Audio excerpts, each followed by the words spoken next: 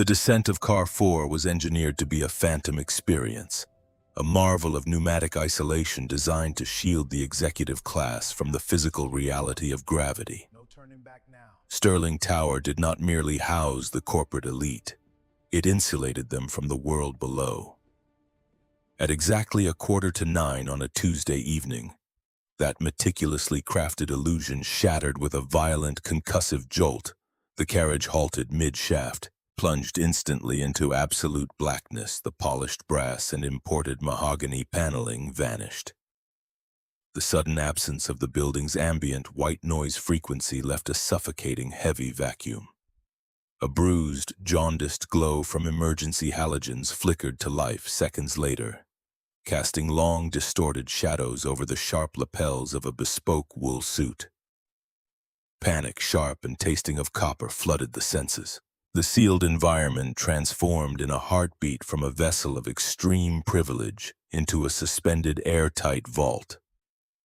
The speaker grill mounted beside the floor indicator emitted a sharp, aggressive hiss of static. The voice cutting through the electronic interference was entirely devoid of the frantic, sycophantic deference normally reserved for the executive suite. It resonated with the heavy, unmovable density of poured concrete. The magnetic rail brakes engaged on a phantom fault line. The car is safely secured to the shaft walls. Do not attempt to pry the brass doors. Fingers gripping the handle of a designer leather portfolio locked into rigid, bloodless cause. The effort to project unwavering authority into a plastic microphone required a staggering allocation of physical energy. How long until this carriage is operational? The reply flowed back, untroubled and deeply methodical, dropping a heavy anchor into the surging tide of claustrophobia. 4 minutes. I am manually overriding the governor switch from the roof access hatch. Keep your breathing shallow and steady. It is nothing more than a metal box stuck in a concrete tube. The heavy thud of rubber-soled work boots echoed directly above the acoustic ceiling panels. The rhythmic clinking of heavy iron tools being unclasped from a canvas utility belt signaled a blue-collar proficiency that operated entirely outside the realm of corporate leverage. A massive steel wrench engaged a manual release valve with a protesting metallic shriek. The carriage dropped a terrifying 30 inches before slamming into the 42nd floor leveling locks with a bone-rattling impact. The outer doors groaned under immense physical duress, prized apart by a pair of hands stained with dark lithium grease and pale drywall dust. The widening gap admitted the harsh, unapologetic fluorescent glare of the sub-basement access corridor. He stood squarely in the breach, effectively blocking the light. The slate-gray maintenance uniform carried the faded, indelible marks of actual physical labor. The industrial fabric strained across broad shoulders, his sleeves rolled up to expose forearms mapped with corded veins.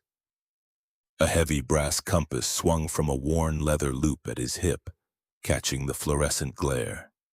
His dark, impenetrable eyes scanned the interior of the trapped car. They registered the astronomical cost of the tailoring, the rigid defensive posture and the barely concealed adrenaline tremor, yet offered zero deference. Clear the threshold carefully. The hydraulic leveling is misaligned by a full inch. Dragging a heel will cause a severe fall. The portfolio was shifted to the opposite hand, a defensive rebalancing disguised as a casual adjustment. The exit was executed with precise clicking steps against the bare concrete of the service hallway. The safety protocol manual specifies a 10-minute minimum window for an external manual bypass. A heavy canvas utility bag was hoisted over a muscular shoulder, the movement fluid and fiercely economical. His spine remained perfectly straight, refusing the subconscious bow that wealth usually extracted from labor. Manuals are drafted by committees sitting in air-conditioned rooms. The Western Bank elevators are running clear to the lobby. Have a quiet night. He turned his back, dismissing the apex predator of the Sterling Tower ecosystem with the same casual surgical efficiency used to reset a tripped electrical breaker. The heavy steel fire door of the mechanical room slammed shut, severing the interaction. A strange, hollow ache bloomed beneath the tailored wool. It was not the sting of insult, it was the paralyzing shock of striking an entirely immovable object. The top-floor penthouse offered a sweeping, panoramic dominance over the sprawling Chicago grid. The endless city lights bleeding into the absolute blackness of Lake Michigan. Floor-to-ceiling reinforced glass provided an illusion of omnipotent connection, while enforcing absolute sterile isolation. A heavy crystal tumbler caught the city's reflection, the expensive amber scotch swirling in a slow hypnotic vortex. The sprawling minimalist apartment was a beautifully decorated fortress purchased with the settlement capital from a violently dissolved marriage. Harrison Vance had weaponized every shared vulnerability, transforming a partnership into a hostile corporate takeover. The resulting emotional armor was flawless, impenetrable, and slowly freezing the occupant to death. A secure digital tablet glowed against the dark marble of the kitchen island. The human resources encrypted database surrendered the skeletal architecture of a life. Jackson Miller, Senior Facilities Technician, age 32. The performance matrices were a monotonous litany of exceeding expectations and flawless reliability. Emergency resolution times consistently ranked well below the departmental baseline. A red flag denoted a rejected offer for a supervisory promotion, the attached reasoning citing a non-negotiable demand for shift flexibility to accommodate family medical obligations. A secondary highly restricted file detailed a tragic rupture in an otherwise linear existence, an extended bereavement leave authorized 3 years prior. The cause of the spouse's death was catalogued with brutal administrative efficiency, aggressive stage 4 lymphoma. A single dependent was anchored to the employee health rider. Chloe Miller, age 7. The medical claims history highlighted a severe congenital heart defect, demanding relentless high-risk pediatric cardiology intervention. The crystal tumbler met the marble counter with a sharp, definitive clink. The man who had manually torn open the elevator doors carried a universe of devastating grief and terrifying financial responsibility on his back. Yet he navigated the subterranean levels of the tower with a grounded, unshakable certainty. He maintained the building's life support systems from the shadows, entirely invisible until the exact second catastrophic failure threatened. He was the living antithesis of the bespoke-suited board members, who smiled across mahogany tables while actively plotting her corporate execution. By late Tuesday afternoon, the climate control in the corner executive suite had been intentionally, systematically suffocated. The digital thermostat projected a flawless 72 degrees, yet the atmosphere grew increasingly oppressive, heavy with the manufactured crisis. A sheet of thick, corporate watermarked cardstock had been meticulously slid over the primary intake vent concealed behind a towering mahogany bookshelf. He crossed the threshold exactly 14 minutes after the priority ticket was generated.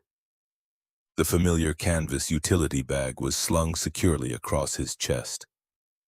He bypassed the hovering, anxious assistant without a word, stepping into the inner sanctum and moving directly toward the ceiling grate. The zone sensors are registering a massive pressure drop, but the ambient temperature holding pattern is stable. Something physical is choking the return duct. A silver fountain pen halted its fluid path across a dense logistics merger document. The silence inside the massive office thickened, charged with a heavy, unspoken electricity. The air quality felt completely unbalanced. I require the working environment to be mathematically exact. A folding aluminum ladder snapped open with 2 sharp metallic cracks. He ascended the rungs, a heavy-duty battery drill whining in brief, controlled bursts to remove the securing screws. His hand disappeared into the dark, dusty cavity of the ductwork, retrieving the pristine white paper obstruction. He descended, collapsed the ladder, and placed the corporate cardstock precisely in the center of the polished mahogany desk. Heavy bond paper. It creates a flawless vacuum seal over the intake fins. The environmental balance is restored. He offered no verbal accusation, The physical evidence rested between them, an undeniable testament to a juvenile, desperately fabricated maneuver. His dark, impenetrable eyes locked onto hers, projecting zero judgment, only a quiet, devastating comprehension of the game being played. Does the endless cycle of repairing things other people carelessly break ever exhaust you? The canvas bag was hoisted upward, the brass compass at his hip swayed, a heavy pendulum ticking away the quiet tension saturating the room. Objects break because they are utilized. Repairing them is simply the cost of keeping the grid functional. But intentionally fabricating a failure wastes hours that could be dedicated to things that actually matter. Have a productive afternoon. The exit was as sudden and absolute as the first encounter. The thick cardstock remained on the desk, a humiliating monument to a failed tactical approach. He remained completely immune to the gravitational pull of her executive status. The desperate urge to fracture his absolute composure transformed into a low, persistent hum in the back of her mind. It was a dangerous, consuming distraction from the hostile proxy maneuvers Harrison was quietly orchestrating on the corporate board. A man who refused to be bought, intimidated, or impressed was a statistical anomaly in the Sterling Tower ecosystem. He was a puzzle demanding resolution, a raw, unvarnished truth she desperately needed to touch. The ground floor lobby of Sterling Tower on a Thursday evening operated as a grand theater of corporate ambition.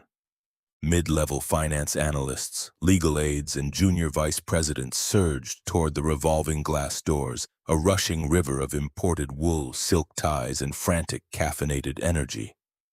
The ambient acoustic noise was a dull, persistent roar of cell phone negotiations and clicking heels on imported Italian marble. He was kneeling near the eastern security perimeter, meticulously recalibrating a massive master thermostat panel. The slate-gray uniform formed a solitary island of blue-collar reality amidst a turbulent sea of corporate pretense. The private executive elevator chimed a soft, resonant note. The brushed steel doors parted. The atmospheric pressure of the entire lobby shifted in a microsecond. The surging crowd instinctively parted, conversations dying mid-syllable as the tailored silhouette stepped onto the marble floor. Every line of sight tracked the movement. The trajectory explicitly ignored the waiting black town car idling at the curb, bypassed the frantic waving gestures of the public relations director, and aimed with lethal precision toward the eastern wall. The sharp staccato click of heels terminated mere inches from the canvas utility bag. The heavy flathead screwdriver paused its rotation. He looked upward, a stark white smear of joint compound standing out against his dark forehead.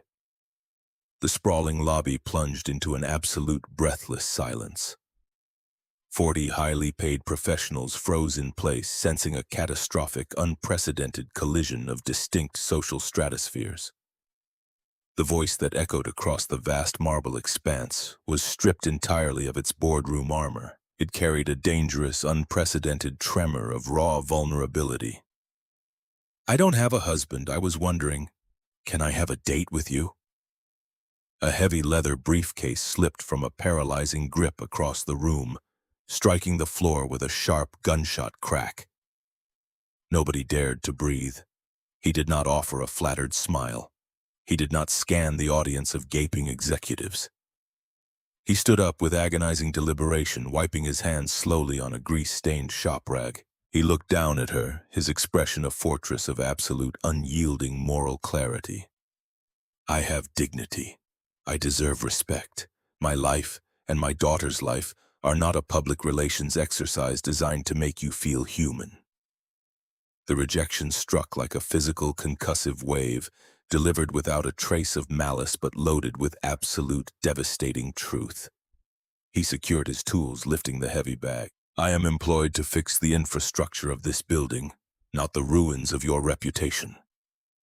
He walked away. The elite crowd parted for him, offering a silent, stunned deference to a laborer who had just stared directly into the blinding sun of corporate power and refused to blink.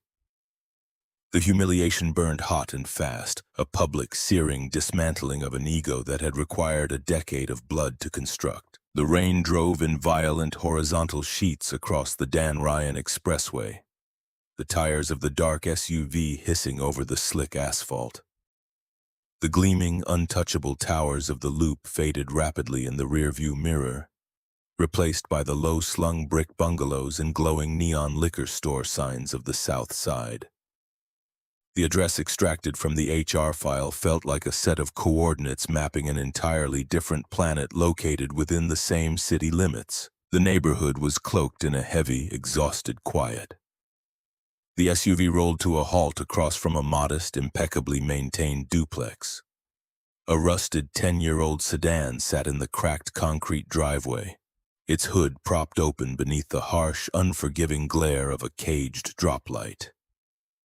He was leaning deep over the engine block, violently wrestling with a stubborn serpentine belt, the freezing rain soaking straight through his faded cotton t-shirt. On the small, covered porch, sitting on the top wooden step, was a little girl swallowed by an oversized, bright orange winter coat. She was intently sketching in a spiral notebook, her chest heaving with a deep, rattling cough that echoed over the relentless drum of the storm. The expensive cashmere coat was instantly ruined as the heavy door of the SUV swung open. The short walk across the cracked asphalt felt infinitely longer than the drive from downtown. He looked up sharply, the heavy socket wrench freezing mid-turn, his jaw clamped tight, an immediate, impenetrable defensive wall slamming down as he stepped out from under the hood, placing his body squarely between the street and the porch. "You are a massive distance away from the penthouse." The designer armor was obliterated, dark hair plastered flat against pale, shivering skin. The arrogant, commanding presence of the marble lobby had been washed away by the cold, unforgiving reality of his neighborhood. "What I did in the lobby today was purely performative. It was deeply arrogant. You were absolutely right to walk away. I came here to apologize." The wrench was lowered slowly to his side. The dark, analytical eyes scoured the rain-soaked face, searching for the hidden angle, the manipulative corporate trap. "The apology is accepted. Now go back home. This neighborhood isn't constructed for your kind of games." A small, remarkably clear voice cut sharply through the sound of the driving rain, devoid of any adult social filters. "Are you the lady from the big building who doesn't know how to smile?" The girl stood up, the oversized orange coat trailing against the wet wood of the porch. Her breathing was visibly labored, a fragile, terrifying flutter visible at the base of her throat. She stepped forward, holding out a small, incredibly heavy object, the brass compass. "Daddy says this tells you exactly which way is home when the dark gets too big and scary. You look really, really lost." The heavy brass was surprisingly warm, retaining the heat of her small hand. The needle trembled violently for a second, then locked steadfastly north. "I am lost. I have been completely lost for a very long time." He watched the exchange in silence, the rigid defensive set of his broad shoulders slowly beginning to loosen. He wiped the toxic engine grease from his hands using a dirty rag retrieved from the fender. He looked at his fragile daughter, assessing her breathing, then looked back at the shivering, broken woman standing in his driveway. Intent doesn't erase impact. If you are standing here to play another game, leave right now. But if you are actually here to learn how to stand in the real world, there is a hot plate of food inside. The small living room smelled fiercely of roasted garlic and worn, clean fabric. It was a space aggressively defended against the harshness outside. The transition over the threshold was the crossing of a profound boundary. The heavy oak door clicked shut, locking the storm, the corporate empire, and the crushing weight of the past firmly outside. The true architecture of connection was finally ready to be built. The heavy oak door clicked shut, the brass deadbolt sliding into the strike plate with a definitive, grounding thud. The violent horizontal rain and the relentless mechanical hum of the Chicago grid were instantly severed. The interior of the duplex did not attempt to mimic the sprawling, minimalist luxury of the 45th floor. It was a space aggressively dedicated to survival and warmth. The air smelled fiercely of roasted garlic, smoked paprika, and the sharp, clean scent of lemon floor wax. The furniture was second-hand, heavily worn at the armrests but arranged with a meticulous, undeniable dignity. Every surface was spotless. A faded, heavy cotton towel was thrust into a trembling hand. The slate-gray maintenance uniform absorbed the ambient light of the hallway, a stark contrast to the ruined, dripping designer cashmere pooling dark water onto a woven entryway rug. He did not offer an apology for the cramped dimensions of his home, nor did he rush to accommodate the sudden disruptive arrival of a billionaire. He simply provided the practical mechanics of shelter. Dry your hair. The temperature drops fast in this neighborhood, and pneumonia does not care about your tax bracket. The heavy towel smelled faintly of industrial laundry detergent and cedar. The abrasive texture against cold, pale skin was a physical shock, stripping away the final clinging remnants of the Ice Queen persona. The meticulously constructed corporate armor was entirely useless in a room dominated by a chipped formica table and a rattling baseboard heater. He moved toward the narrow kitchen, his heavy boots making no sound on the worn linoleum. The space was an exercise in extreme calculated efficiency. A cast-iron skillet sizzled over a blue gas flame, the rhythmic chop of a heavy kitchen knife against a wooden board measuring the quiet tension in the room. He did not look over his shoulder. He did not ask for permission or approval. He operated within his domain with the absolute, unquestionable sovereignty of a father who held the entire world together with calloused hands and a wrench. Sitting at the edge of the kitchen table, the little girl watched the intrusion with wide, unapologetic eyes. The oversized orange coat had been discarded, revealing a fragile, narrow chest enveloped in a thick fleece sweater. A terrifyingly organized plastic pill dispenser rested beside a glass of water. The amber compartments sorted by day and hour. The reality of the congenital heart defect was not hidden. It was a central, structural pillar of the household. "You look like a drowned rat." The observation was delivered without malice, a purely factual assessment from a 7-year-old who had spent too much time in sterile pediatric wards to bother with polite, adult fictions. A thick crayon was dragged across a piece of construction paper, adding a jagged red line to a complex drawing of a mechanical gear system. "I feel exactly like a drowned rat." The admission tasted strange, a rusted, unused vocabulary word scraping against the throat. A small, gap-toothed smile broke across the girl's face, a sudden, brilliant flash of warmth that entirely altered the atmospheric pressure of the small room. "Daddy says rich people don't get wet because they buy the sky.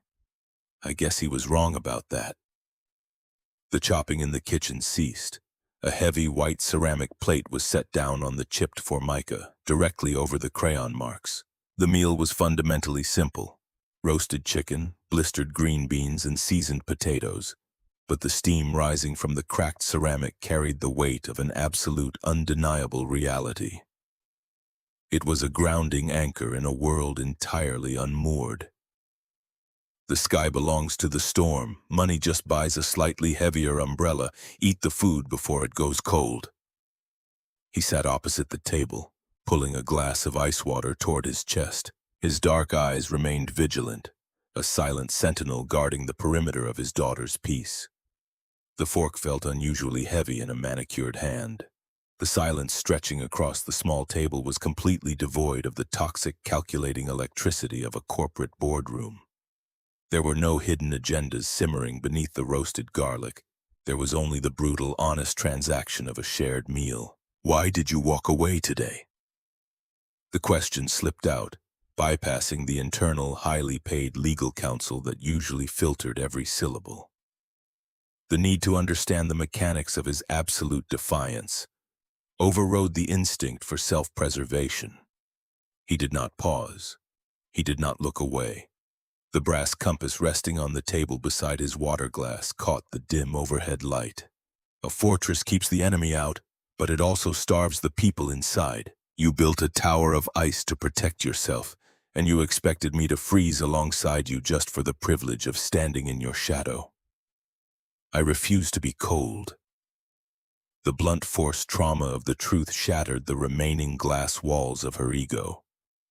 The defense mechanisms honed over a decade of hostile takeovers and a vicious bloodletting divorce were rendered entirely obsolete. He was not attacking her wealth, he was mourning her humanity. I forgot how to be anything else. The armor became the skin. The small hand holding the red crayon paused. The little girl looked up, her breathing slightly labored, a faint rasp echoing in the quiet kitchen. Turtles have shells because they are soft on the inside, but they still have to stick their heads out to eat. If you never stick your head out, you starve. The absolute profound wisdom of a chronically ill child struck with the precision of a sniper round. The tears did not build slowly. They crested and broke in a sudden silent wave. The woman who routinely dismantled international supply chains without blinking sat at a chipped formica table in the south side of Chicago and wept into a faded gray towel. He did not rush to comfort her. He did not offer empty, placating syllables. He simply reached across the table, his rough, grease-stained fingers briefly covering her trembling, manicured hand. It was an anchor point. It was permission to shatter. Respect isn't deposited in a bank. It is forged in the dark. You are allowed to be human here. The drive back to the Gold Coast penthouse hours later was a journey across a newly fractured paradigm. The rain had ceased, leaving the city slick and reflective under the amber glow of the streetlights. The sprawling, multi-million-dollar apartment felt terrifyingly cavernous. The silence was no longer a luxury, it was an indictment. The reflection in the floor-to-ceiling glass was unrecognizable. A woman stripped of her corporate camouflage, holding a terrible, hollow truth. Sunrise brought the brutal, unforgiving return to the apex of the Sterling Tower ecosystem. The 45th floor smelled of imported leather, high-grade espresso, and predatory ambition. The immediate fallout from the lobby incident the previous evening hovered in the conditioned air, a toxic, invisible gas. The executive assistants avoided direct eye contact. The junior analyst moved with the exaggerated, silent caution of prey sensing blood in the water. The heavy mahogany doors of the corner office swung open without a knock.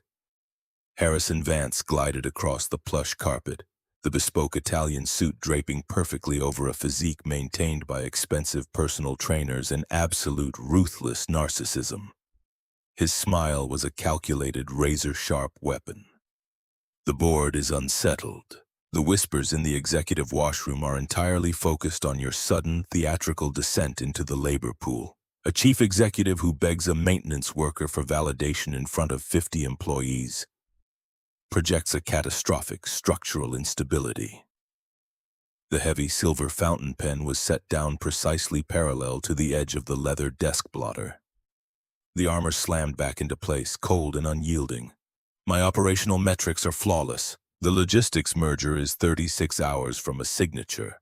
Your concern for the board's fragile sensibilities is noted and dismissed. Harrison leaned over the desk, his palms resting flat against the polished wood, invading the personal perimeter. The scent of his expensive cologne was suffocating. Metrics do not stop a hemorrhage of confidence. You are vulnerable. You exposed your throat in that lobby and the sharks are already tasting the copper. I strongly suggest you rectify this embarrassing indiscretion before the quarterly audit. He pushed away from the desk, smoothing his silk tie with a manicured hand. The threat was not veiled. It was a promise written in the cold, dead center of his eyes. Harrison Vance did not issue warnings out of compassion. He was actively mapping the structural weaknesses of the fortress, preparing to set the charges. The door clicked shut, leaving a toxic residue in the room.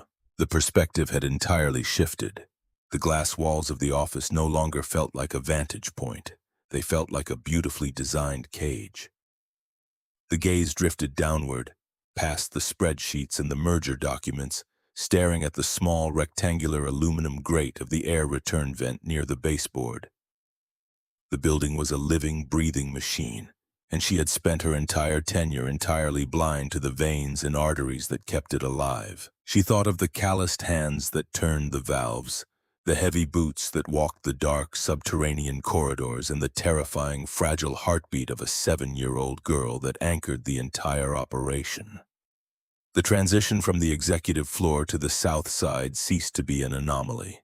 It rapidly calcified into an absolute non-negotiable necessity. Tuesday evenings were systematically blocked out on the master corporate calendar, fiercely guarded against the relentless encroaching demands of the empire. The sleek black town car was dismissed blocks away. The commute on the elevated train became a ritual shedding of the corporate skin. The heavy deadbolt of the duplex clicked open to reveal a sanctuary that demanded no performance. The routine formed with an unspoken, desperate gravity. The corporate titan was relegated to chopping vegetables with a dull paring knife, standing hip to hip with a man who measured his words as carefully as he measured the voltage on a commercial breaker panel. The vast, terrifying chasm of their economic disparity was entirely neutralized by the searing heat of the cast-iron skillet and the constant underlying anxiety of the pediatric pill organizer. The blue pill is for the fluid in my lungs. The white pill makes my heart remember how to beat in a straight line. Chloe sat on the edge of her narrow bed, her thin legs dangling over the faded quilt. The plastic star projector cast slowly rotating bruised purple galaxies across the popcorn ceiling. The respiratory hum of the small HEPA filter in the corner was the constant soundtrack of their existence. You have to read the chapter about the supernovas. Daddy does the exploding sounds, but he is terrible at the alien voices. A battered hardback encyclopedia of space was thrust into hands accustomed to holding multi-million-dollar legal briefs. The chair beside the bed was hard, uncompromising plastic. The demand for a bedtime story was absolute, a test of vulnerability that carried higher stakes than any shareholder meeting. The throat cleared, adjusting to a register it had not utilized in a decade. The initial sentences were rigid, possessing the clipped, formal cadence of an earnings report, but the dark, expectant eyes of the child demanded a surrender of authority. The voice softened, stumbling slightly over the theatrical demands, forcing a clumsy, desperate attempt at a high-pitched alien frequency. A small, sudden giggle erupted from the bed. It was a fragile, crystalline sound that instantly shattered the remaining ice around the heart. You sound like a robot trying to be a bird, but it's better than Daddy's. Leaning against the doorframe, half swallowed by the shadows of the narrow hallway, he watched. His arms were crossed over his broad chest, the heavy canvas work pants stained with joint compound. He did not smile, but the fierce, guarded perimeter around his eyes had visibly lowered. He was watching the Ice Queen melt, measuring the authenticity of the thaw with the brutal, uncompromising standard of a father protecting his only remaining light. The house fell quiet an hour later, the silence thick and heavy. The back porch was freezing, the autumn wind coming off the lake, carrying the sharp, bitter bite of impending winter. 2 cracked ceramic mugs of dark, over-roasted coffee steamed in the dark. He sat on the top wooden step, his knees spread wide, rolling the heavy brass compass continuously between his thick fingers. The mechanical click of the metal hinge was a steady, rhythmic metronome against the howling wind. She remembers everything. The doctor said the lack of oxygen during the early surgeries might blur her cognitive retention. They were wrong.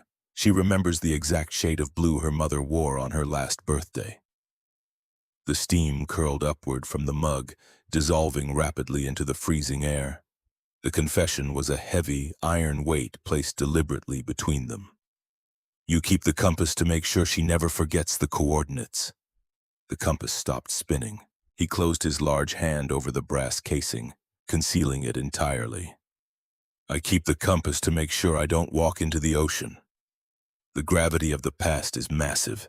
It takes a terrifying amount of energy to achieve escape velocity. He turned his head, his dark eyes locking onto hers through the freezing dark.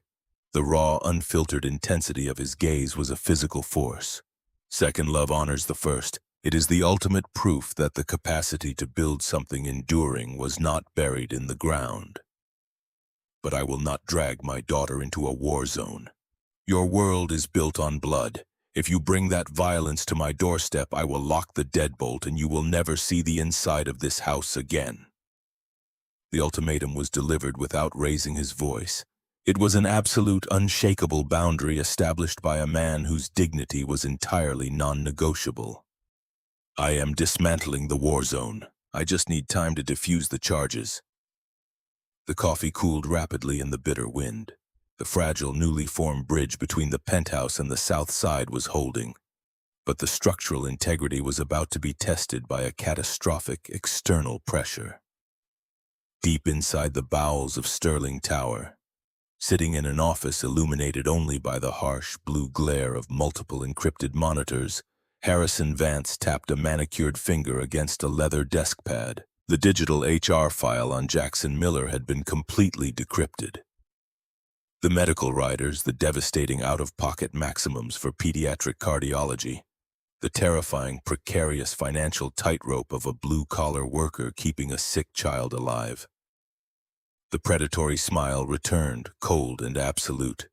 A man who could not be bought with ambition could always be broken by fear. The weakness in the fortress had been located. The explosive charges were planted and the detonator was resting comfortably in the palm of a man who viewed human life as a depreciating corporate asset. The storm was no longer outside the heavy oak door. It was already inside the walls. Mình đã hoàn thành 2.500 từ đầu tiên của Part 2, bao gồm chương 6, 7 và 8, bí mật bị rò rỉ, cơn nguy kịch của Chloe, sự từ bỏ cuộc họp 90 triệu đô la của Eleanor, và đỉnh điểm là cảnh Jackson xé tô xét hối lộ 500.000 đô la để bảo vệ lòng tự trọng. Toàn bộ văn bản đều được viết theo đúng văn phong cinematic, không dùng dialogue tags, liên tục đẩy cao trào và xoáy sâu vào nội tâm nhân vật theo chuẩn công thức 65 cộng của bạn. Dưới đây là phần văn bản. The digital hum of the server room on the 44th floor provided a white noise camouflage for an act of pure, calculated corporate espionage. Harrison Vance did not physically pick locks. He employed forensic accountants who specialized in dismantling firewalls. The encrypted medical writers attached to the facility's maintenance union contract glowed stark white against his dual monitors. The numbers were not human lives to him. They were leverage vectors, out-of-pocket maximums, co-pays for experimental pediatric diuretics. The brutal, unforgiving mathematics of keeping a flawed 7-year-old heart pumping. He exported the files to a secure offshore drive, his manicured thumb resting heavily on the enter key. The blueprint for a surgical strike was complete. A chief executive could survive a bad quarter, but she could not survive the optics of a scandalous liaison with a financially desperate laborer while her company's stock wavered. The autumn morning arrived with the metallic taste of impending frost, the Chicago wind carrying a vicious bite off the lake.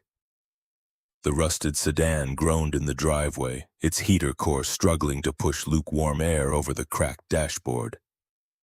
Jackson gripped the worn steering wheel, his eyes tracking the rearview mirror with the hypervigilance of a soldier traversing a minefield. The black SUV with tinted windows had been idling 2 blocks from the duplex for 3 consecutive mornings. It was not a neighborhood vehicle. It possessed the sleek, predatory lines of private security or aggressive tabloid journalism. The invisible barrier protecting the Southside sanctuary had been breached. The toxic radiation of Sterling Tower was leaking into the streets where his daughter rode her pink bicycle. The heater sounds like a sick dinosaur.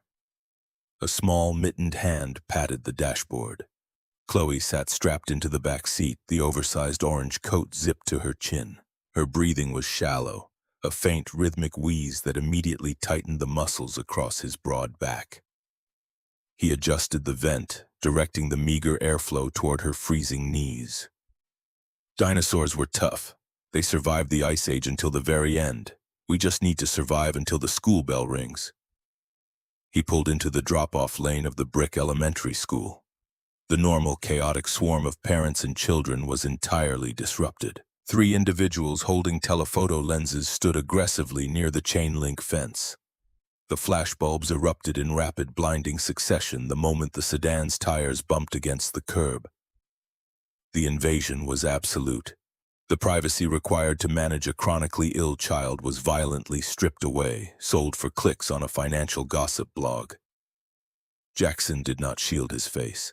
He threw the transmission into park, his heavy work boots hitting the asphalt with definitive force. He walked around the hood of the car, his broad shoulders eclipsing the intrusive lenses, physically blocking the assault. He opened the rear door, unbuckling the small harness with steady, unhurried hands. "Look right at my chest. Do not look at the flashing lights. They are just tourists who got lost on the way to the zoo."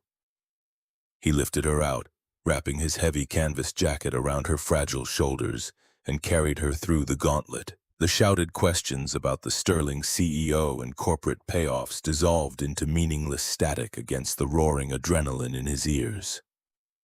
He handed her to the terrified school nurse at the double doors, turning back only when the reinforced glass clicked shut. The glare he leveled at the paparazzi was completely devoid of fear. It was a promise of absolute, uncompromising violence if the perimeter was breached again. 40 blocks north, the atmosphere inside the apex boardroom of Sterling Tower was pressurized to the point of structural failure. The $90 million logistics merger sat on the expansive mahogany table, a mountain of dense legal briefs bound in thick leather. 14 partners from a rival firm sat like stone gargoyles, their expensive fountain pens poised for the final bloodletting signatures. The air conditioning was perfectly calibrated, yet the tension in the room caused high-end silk ties to feel like hangman's nooses. Eleanor sat at the head of the table. The Ice Queen armor was fully engaged, a flawless, impenetrable facade projecting absolute dominance. She systematically dismantled a contested indemnity clause, her voice a precise surgical instrument cutting through the opposing counsel's bluster. But the internal compass was entirely misaligned. The adrenaline of the kill, a sensation that had fueled her entire adult existence, felt completely hollow. The taste of victory was ash. The memory of a cramped kitchen and a chipped formica table superseded the sprawling panorama of Lake Michigan stretching out behind her. A heavily encrypted cell phone, strictly banned from active merger negotiations, vibrated silently in the deep pocket of her tailored blazer. The physical sensation was a localized earthquake. Only one person possessed that direct, secure number. The man who repaired her air ducts did not call during business hours unless the sky was falling. In a cramped, brightly lit room at the elementary school, the sky had already fallen. The fragile equilibrium holding a 7-year-old heart together had catastrophically snapped. Jackson knelt on the linoleum floor, his heavy hands gripping small, trembling shoulders. The rattling cough had morphed into a desperate, wet gasp for oxygen. Chloe's lips were turning a terrifying, translucent shade of blue. The school nurse was shouting into a landline, her voice cracking with pure panic, detailing oxygen saturation levels that were plummeting toward a fatal threshold. "Look at me. Look right into my eyes. Follow my breathing." The instruction was delivered with an iron calm that completely masked the absolute consuming terror tearing through his nervous system. He inhaled deeply, exaggerating the expansion of his broad chest, willing his daughter to mirror the mechanical function. But the biological machinery was failing. Her eyes, usually so bright and fiercely observant, were rolling back, the pupils dilating in the grip of systemic hypoxia. The wail of an approaching ambulance siren cut through the neighborhood, a screaming herald of the nightmare he had spent 3 years battling to prevent. The vibration against the tailored blazer ceased, followed instantly by a second sustained tremor. The opposing lead counsel was halfway through a dense monologue regarding offshore tax liabilities. The words devolved into meaningless, buzzing white noise. The heavy silver pen slipped from manicured fingers, clattering loudly against the polished mahogany. The sound severed the boardroom monologue. 14 pairs of eyes snapped toward the head of the table, expecting a ruthless counteroffer. Eleanor stood up. The movement was entirely unhurried, yet it carried the explosive, disruptive force of a detonated charge. She did not look at the merger documents. She did not offer a polite, fabricated excuse regarding a restroom break or a sudden executive conflict. She reached into her pocket, extracting the vibrating phone. The screen displayed a single terrifying word: emergency. "The negotiation is suspended. I am leaving the building." The lead opposing counsel dropped his glasses, his face flushing a deep, mottled red. Harrison Vance, sitting 3 seats down, leaned forward, a dangerous, calculating gleam igniting in his eyes. "If you walk out of this room, the terms of this acquisition expire in exactly 60 minutes. You are abandoning a $90 million structural expansion for a phone call. The board will view this as an unrecoverable dereliction of duty." The ultimatum hung in the refrigerated air, a massive, swinging guillotine.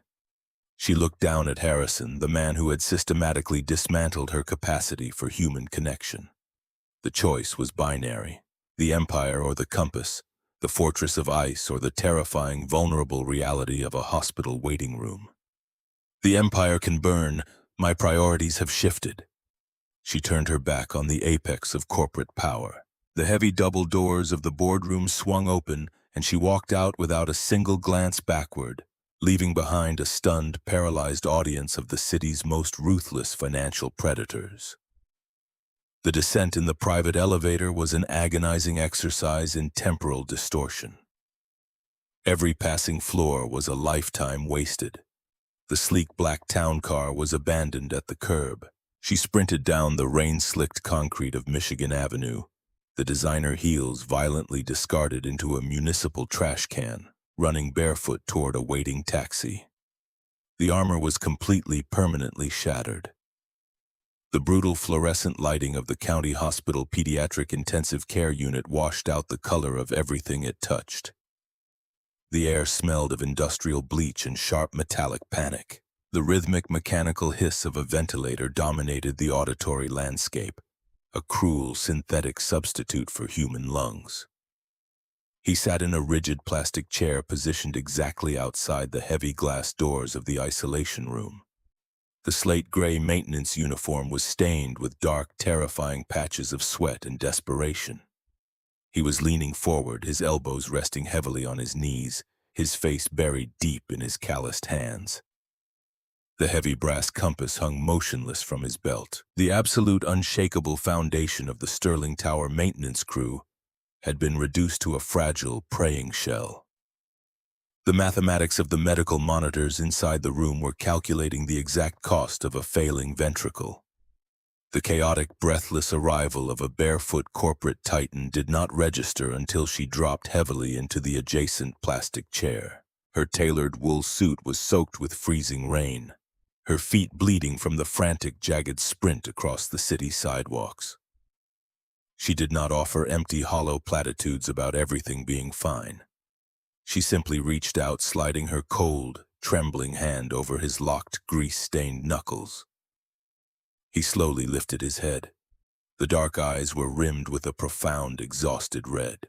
The walls defending his absolute autonomy had completely collapsed, leaving only the raw, bleeding core of a terrified father. "Her left ventricle is not pumping. The fluid is flooding the lungs. They are talking about an emergency bypass, but the pediatric surgeon on call is refusing to operate without a massive, upfront surgical deposit. The union insurance classifies the procedure as highly experimental." The words were choked, forced through a throat constricted by absolute suffocating despair. The financial barrier to his daughter's oxygen was a concrete wall he could not punch through. The brutal reality of American healthcare was actively starving his child of life. The grip on his hand tightened, possessing a fierce, terrifying strength born in corporate war rooms.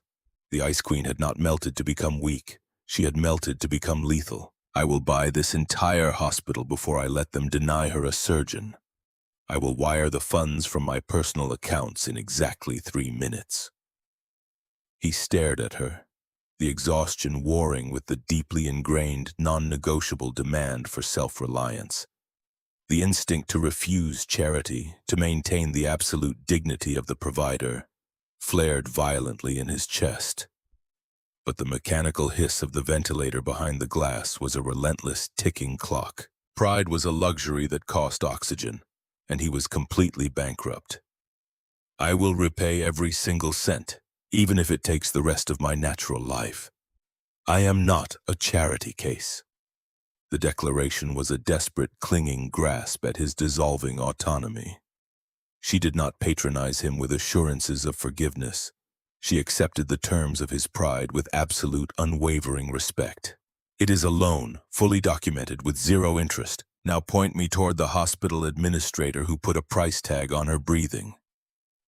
She stood up, ignoring the blood on her bare feet, her posture straightening into a terrifying, vengeful spear.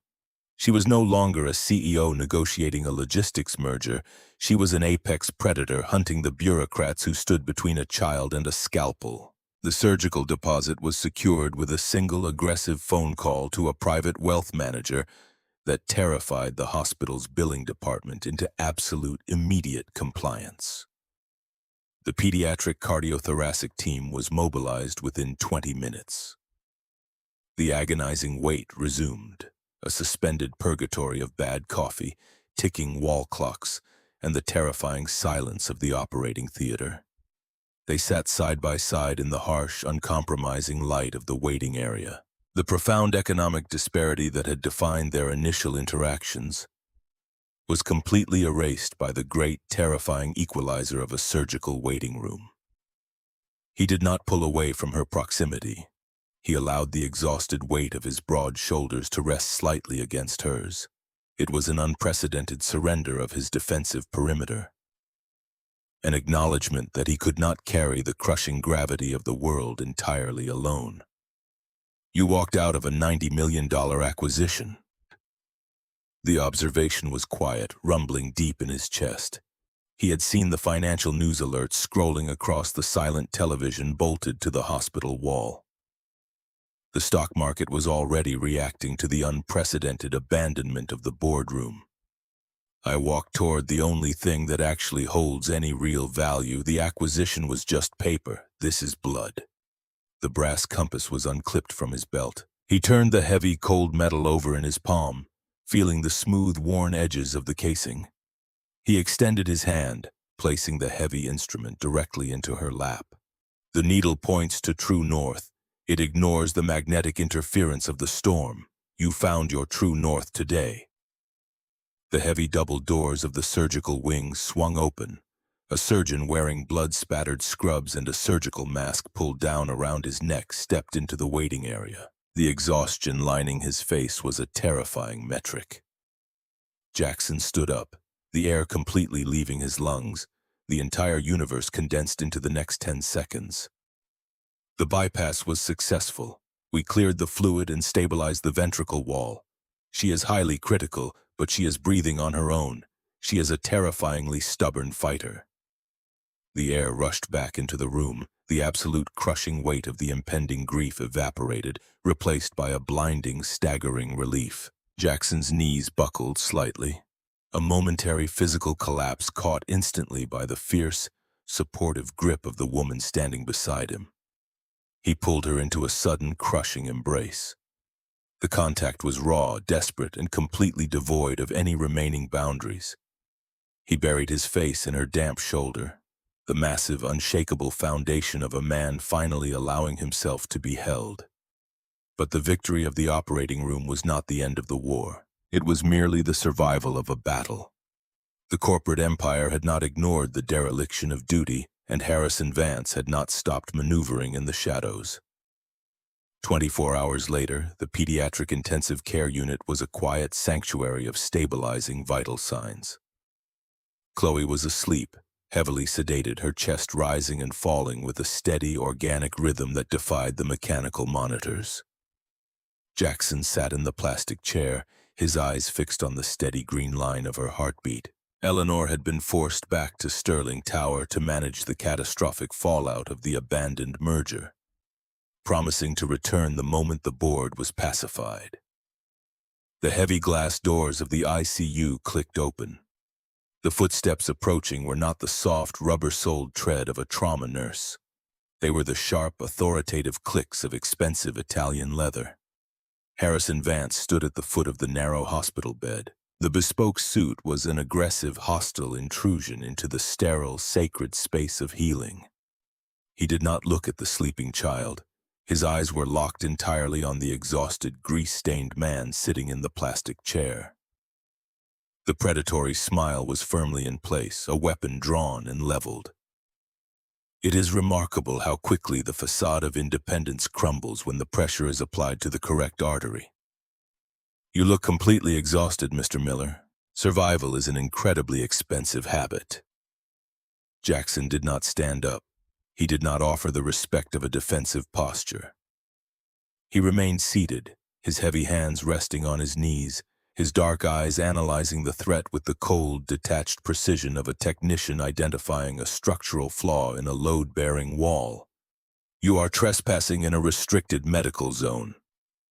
State your business or I will have security physically remove you from this floor. Harrison reached into the breast pocket of his tailored jacket. He withdrew a sleek black leather checkbook and a heavy gold fountain pen.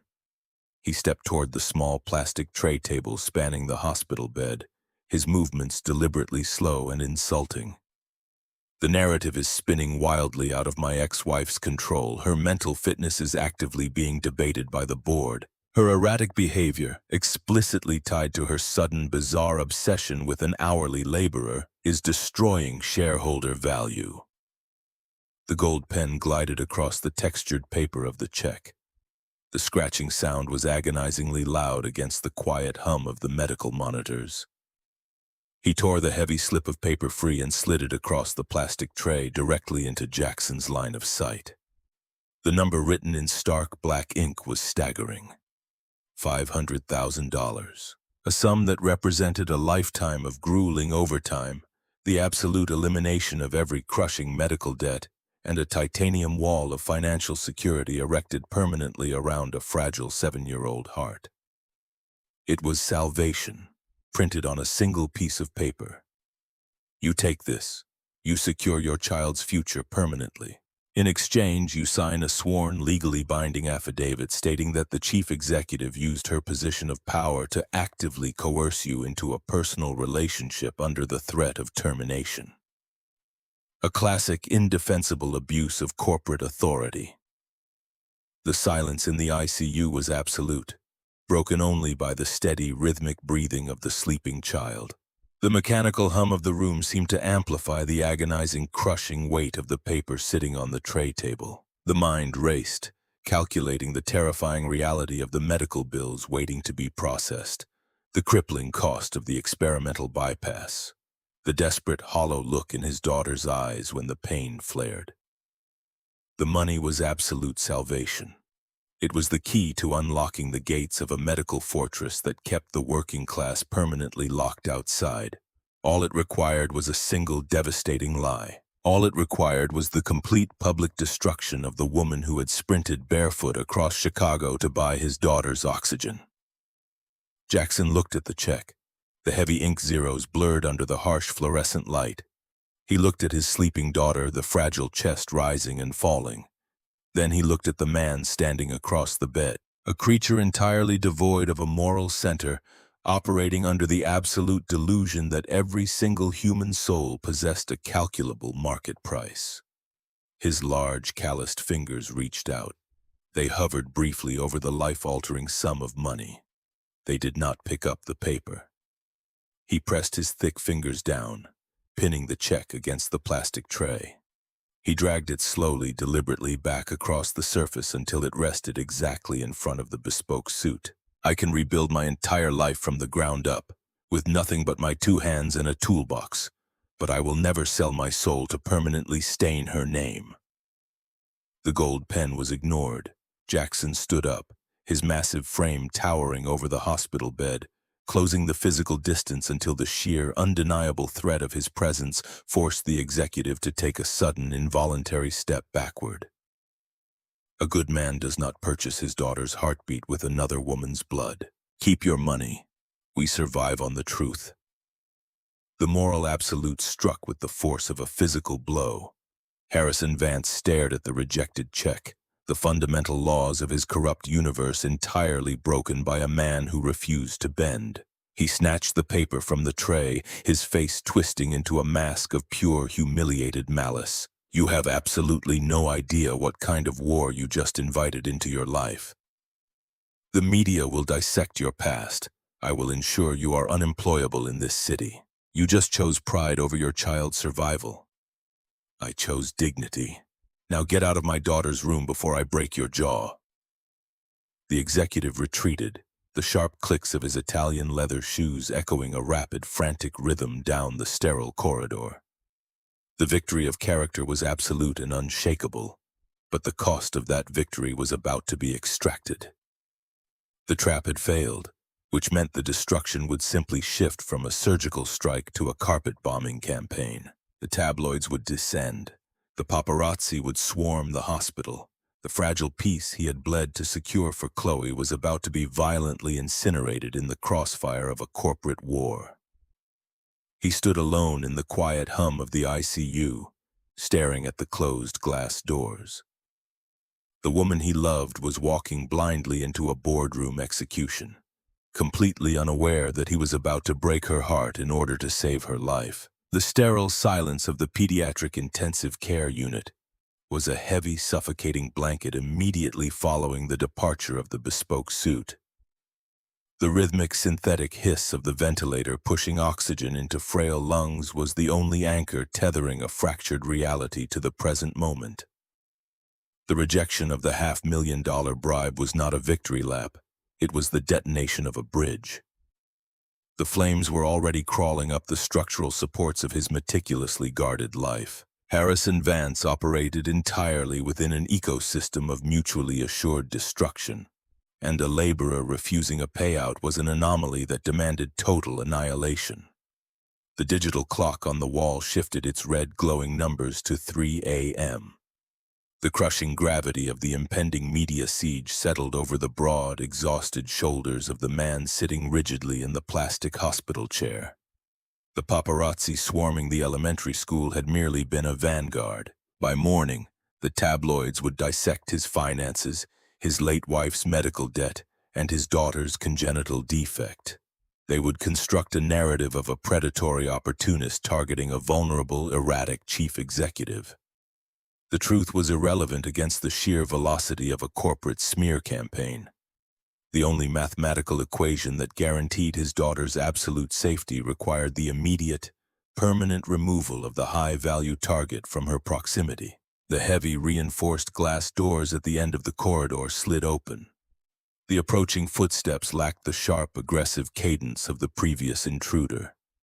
They were slower, dragging with the profound, bone-deep exhaustion of a woman who had just fought a brutal 4-hour holding action against a mutinous board of directors. She walked down the long, fluorescent-lit hallway carrying 2 cardboard cups of terrible cafeteria coffee. The tailored blazer was wrinkled, the silk blouse stained with a single drop of rain from the chaotic sprint across the city hours ago.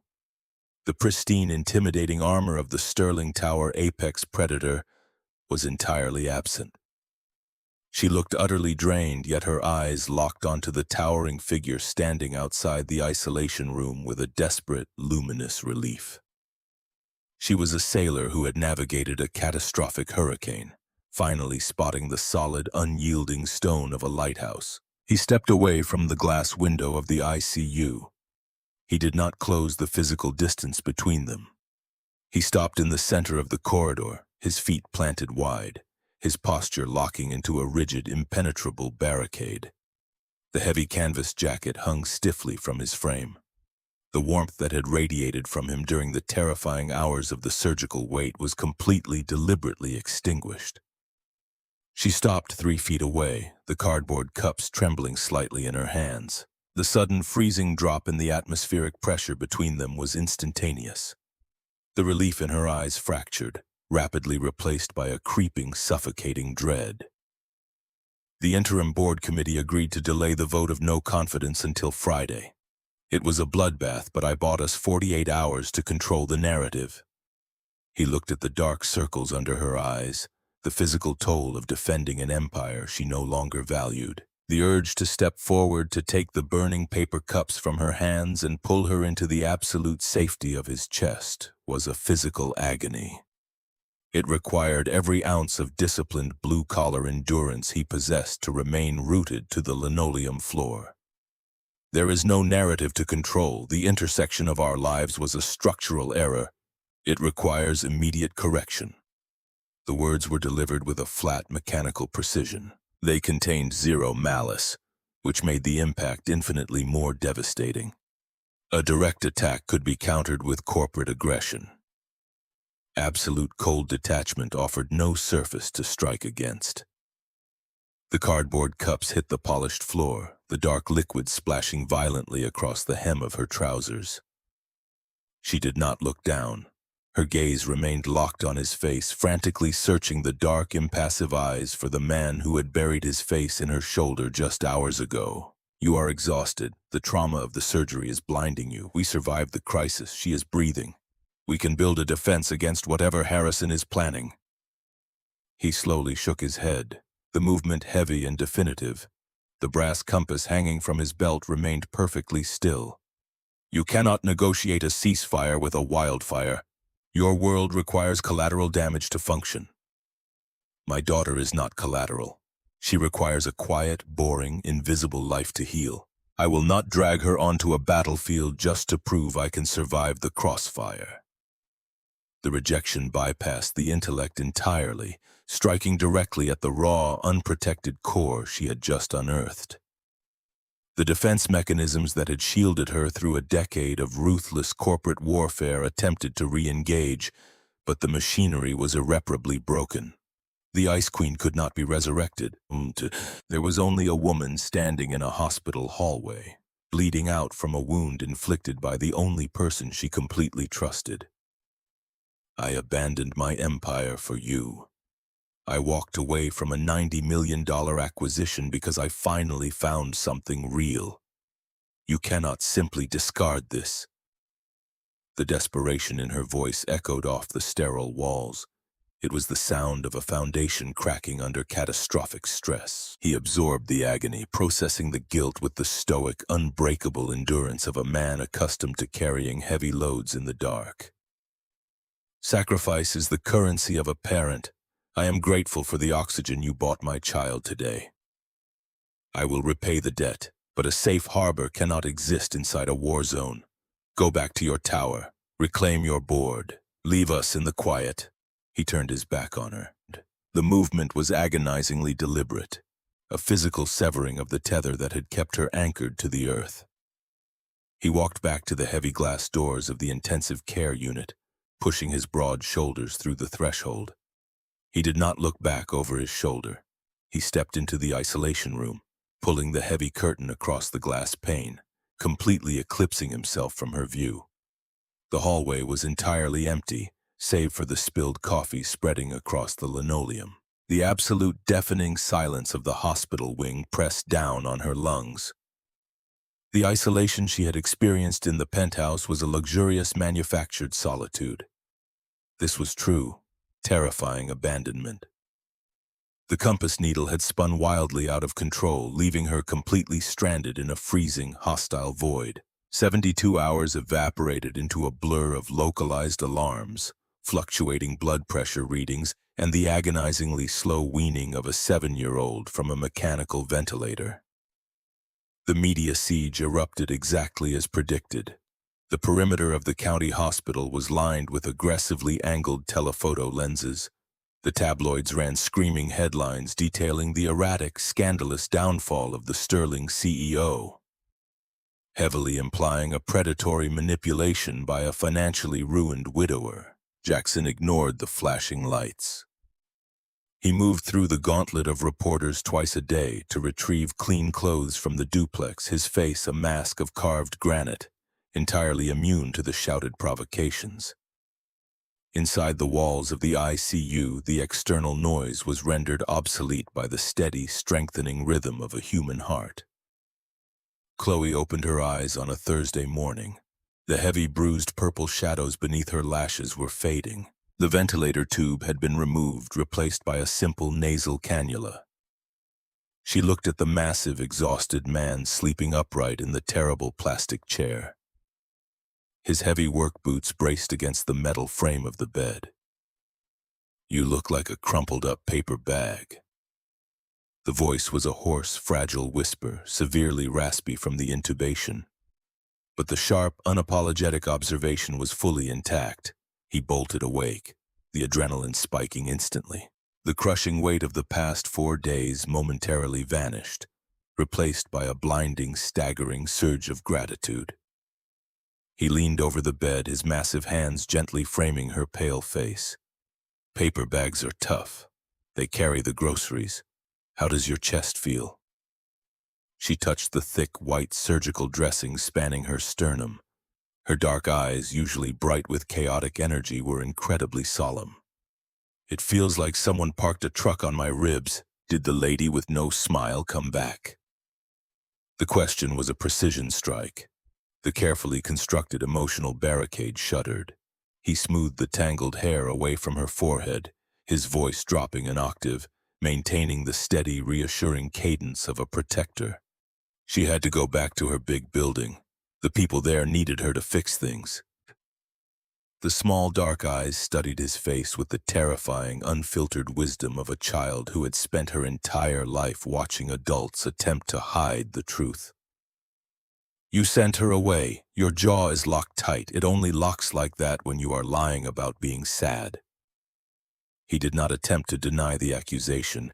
He rested his forehead gently against the edge of the mattress, the exhaustion finally overriding the discipline. The absolute necessity of the sacrifice did not mitigate the agonizing, persistent ache in his chest.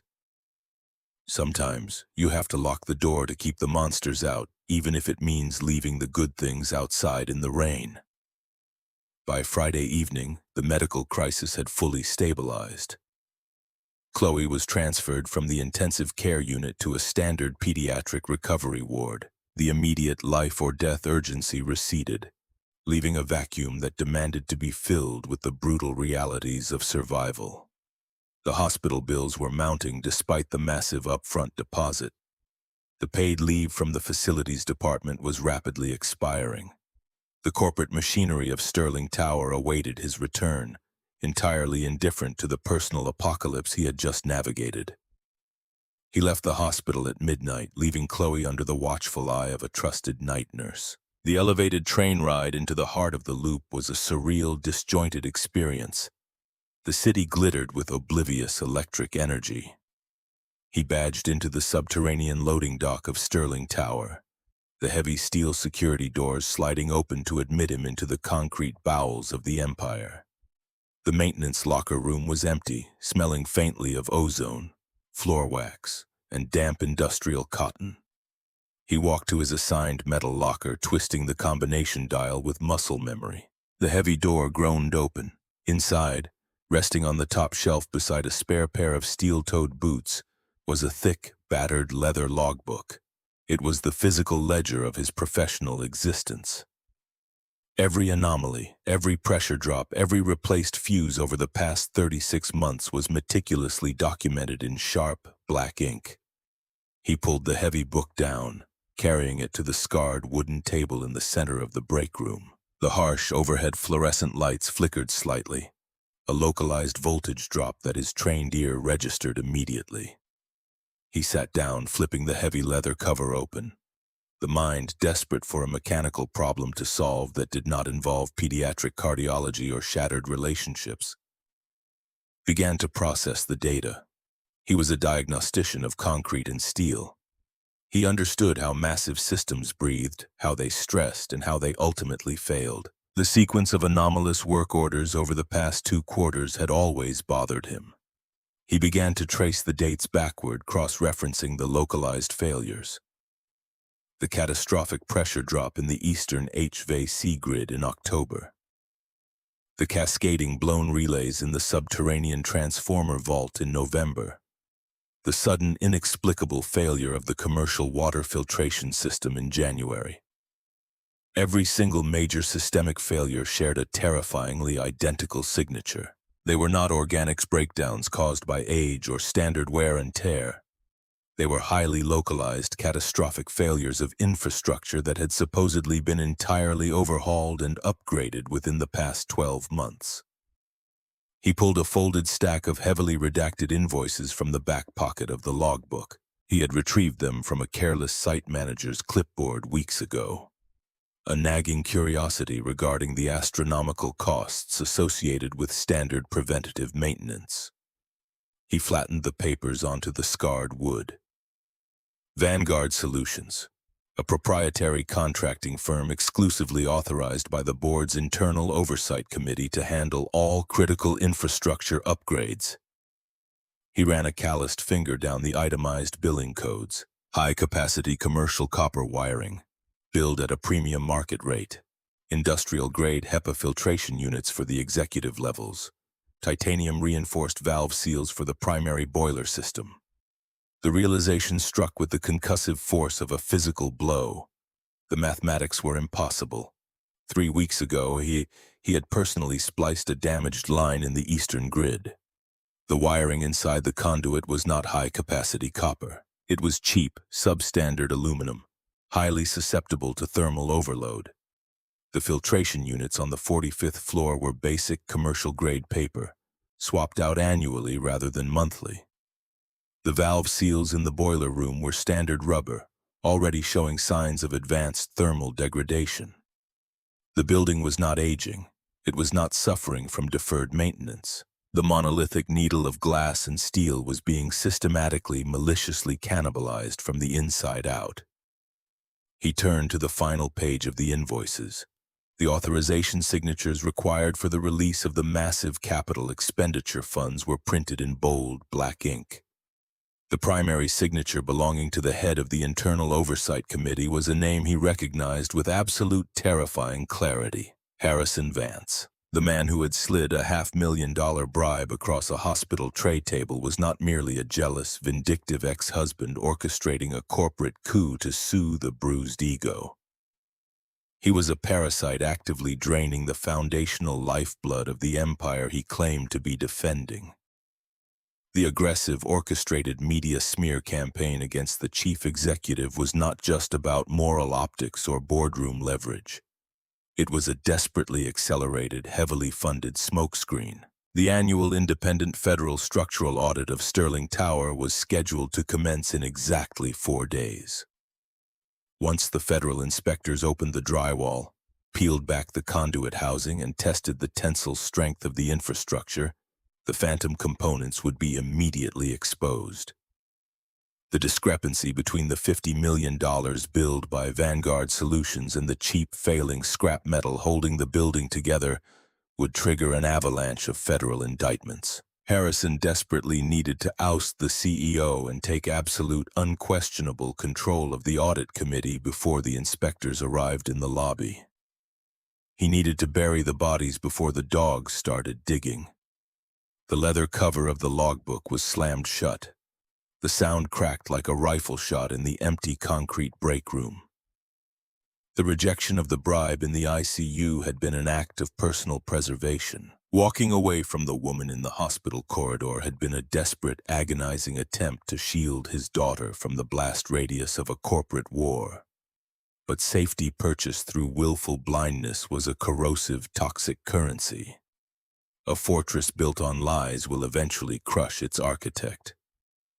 But it will also crush the innocent people standing in its shadow. To walk away now, to simply punch his time card and ignore the rot spreading through the steel beams, was to allow a systemic predator to destroy a woman who had sacrificed her entire empire to buy his daughter oxygen. It was to teach a 7-year-old girl that bullies with checkbooks and bespoke suits dictate reality, while good men hide in the basement and sweep up the debris. He stood up from the scarred wooden table. The crushing, paralyzing exhaustion of the past week completely evaporated, incinerated by a sudden blazing surge of absolute moral clarity. The heavy, calloused hands that had spent 3 years fixing broken things were finally ready to break something intentionally. He walked to the metal locker. He stripped off the civilian jacket. He pulled the crisp, freshly laundered slate-gray maintenance uniform from the hanger. He thrust his arms into the sleeves, snapping the heavy industrial buttons closed with rapid, methodical precision.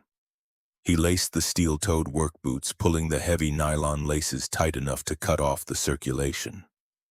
He unclipped the heavy brass compass from the civilian belt and slid it directly into the breast pocket of the uniform, resting the cold metal directly over his rapidly accelerating heart. The needle was locked. The coordinates were set.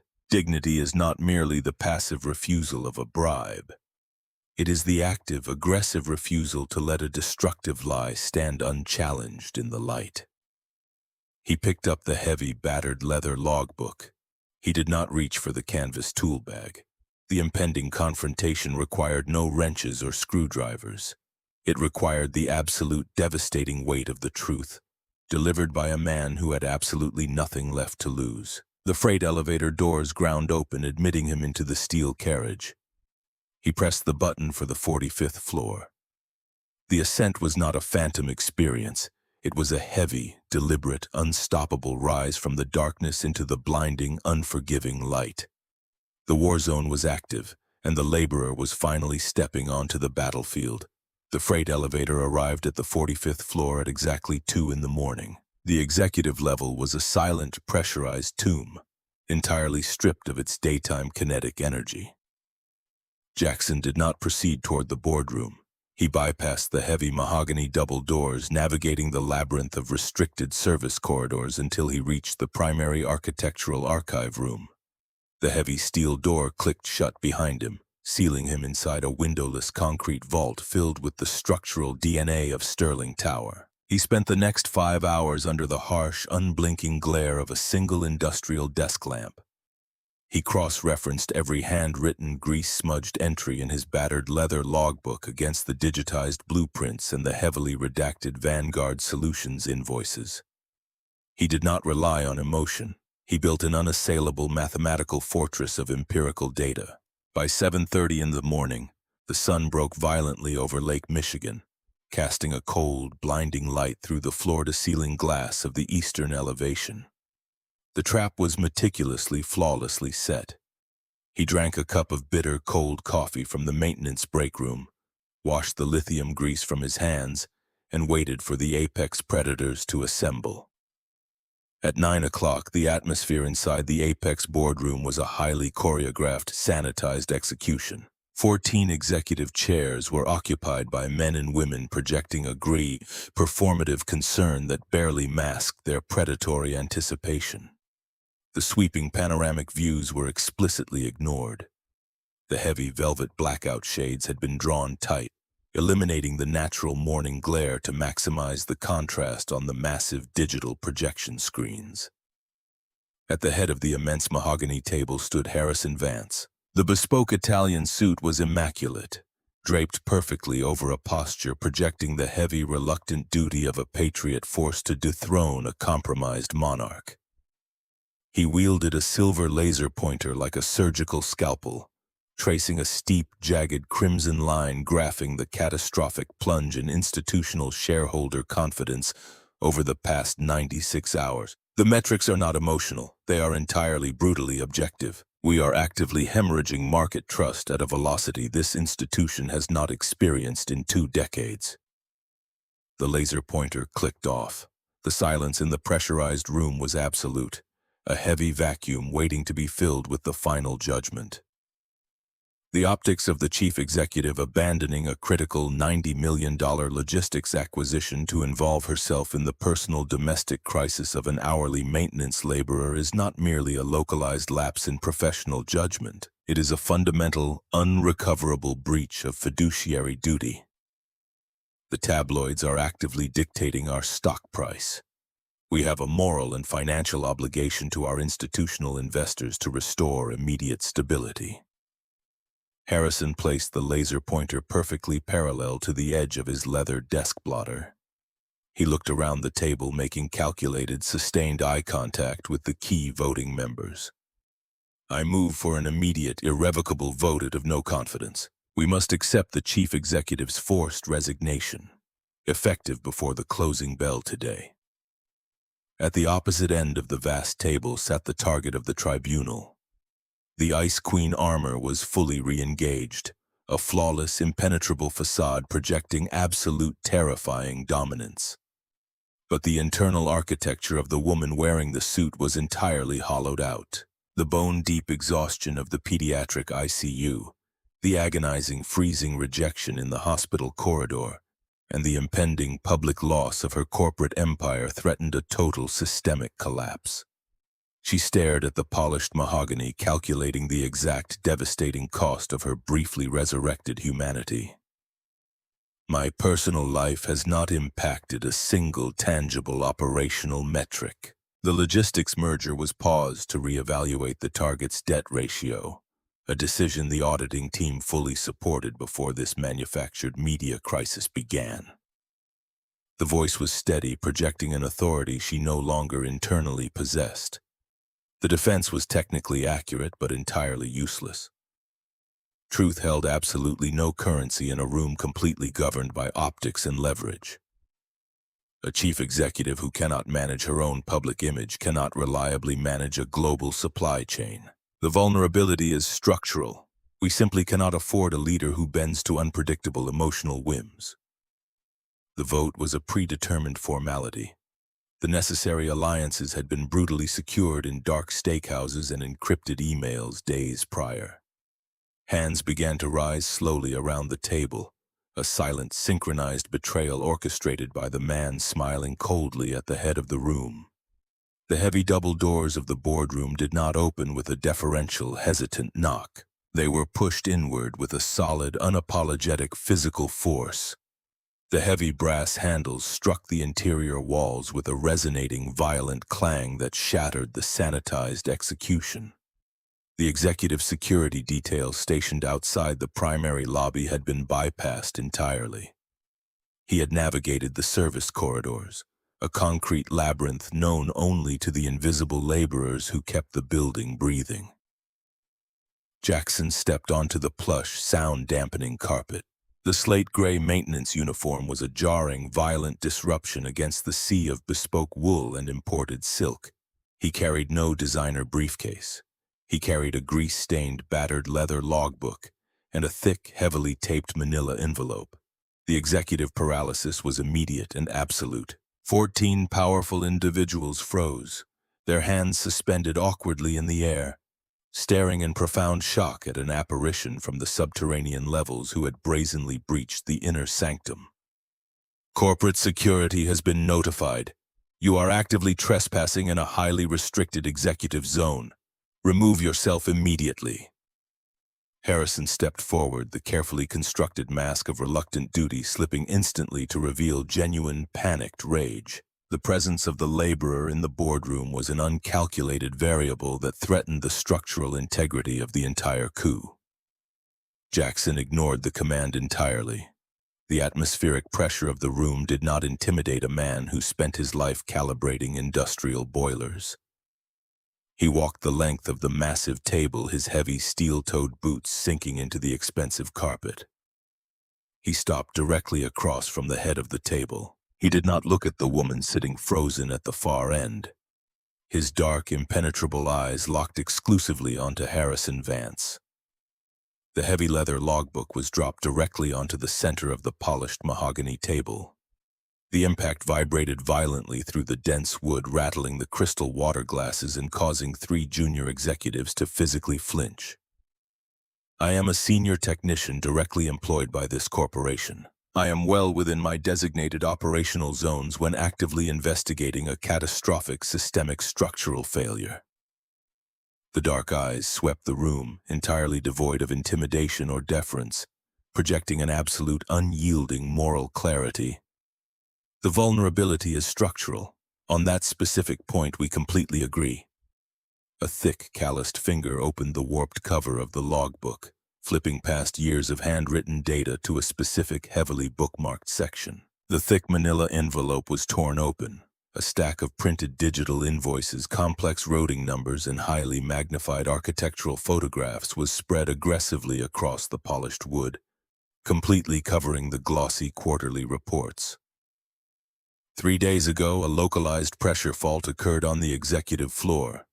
2 weeks prior, a massive transformer relay blew in the eastern subterranean grid. Both critical systems were allegedly overhauled and modernized 6 months ago by Vanguard Solutions, a proprietary contractor authorized exclusively by the board's internal oversight committee. The air in the room grew instantly noticeably colder. The hands that had been raised for the vote of no confidence slowly, cautiously lowered to the table. The primal instinct for self-preservation overrode the orchestrated alliances. Vanguard Solutions does not own heavy equipment. They do not employ licensed technicians.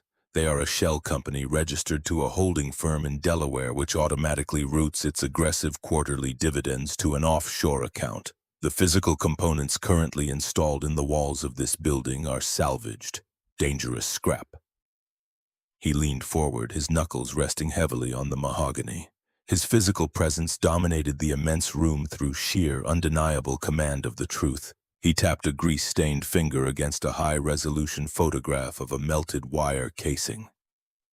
The high-grade industrial copper invoiced for the Eastern electrical grid is cheap, substandard aluminum, currently operating dangerously close to thermal overload.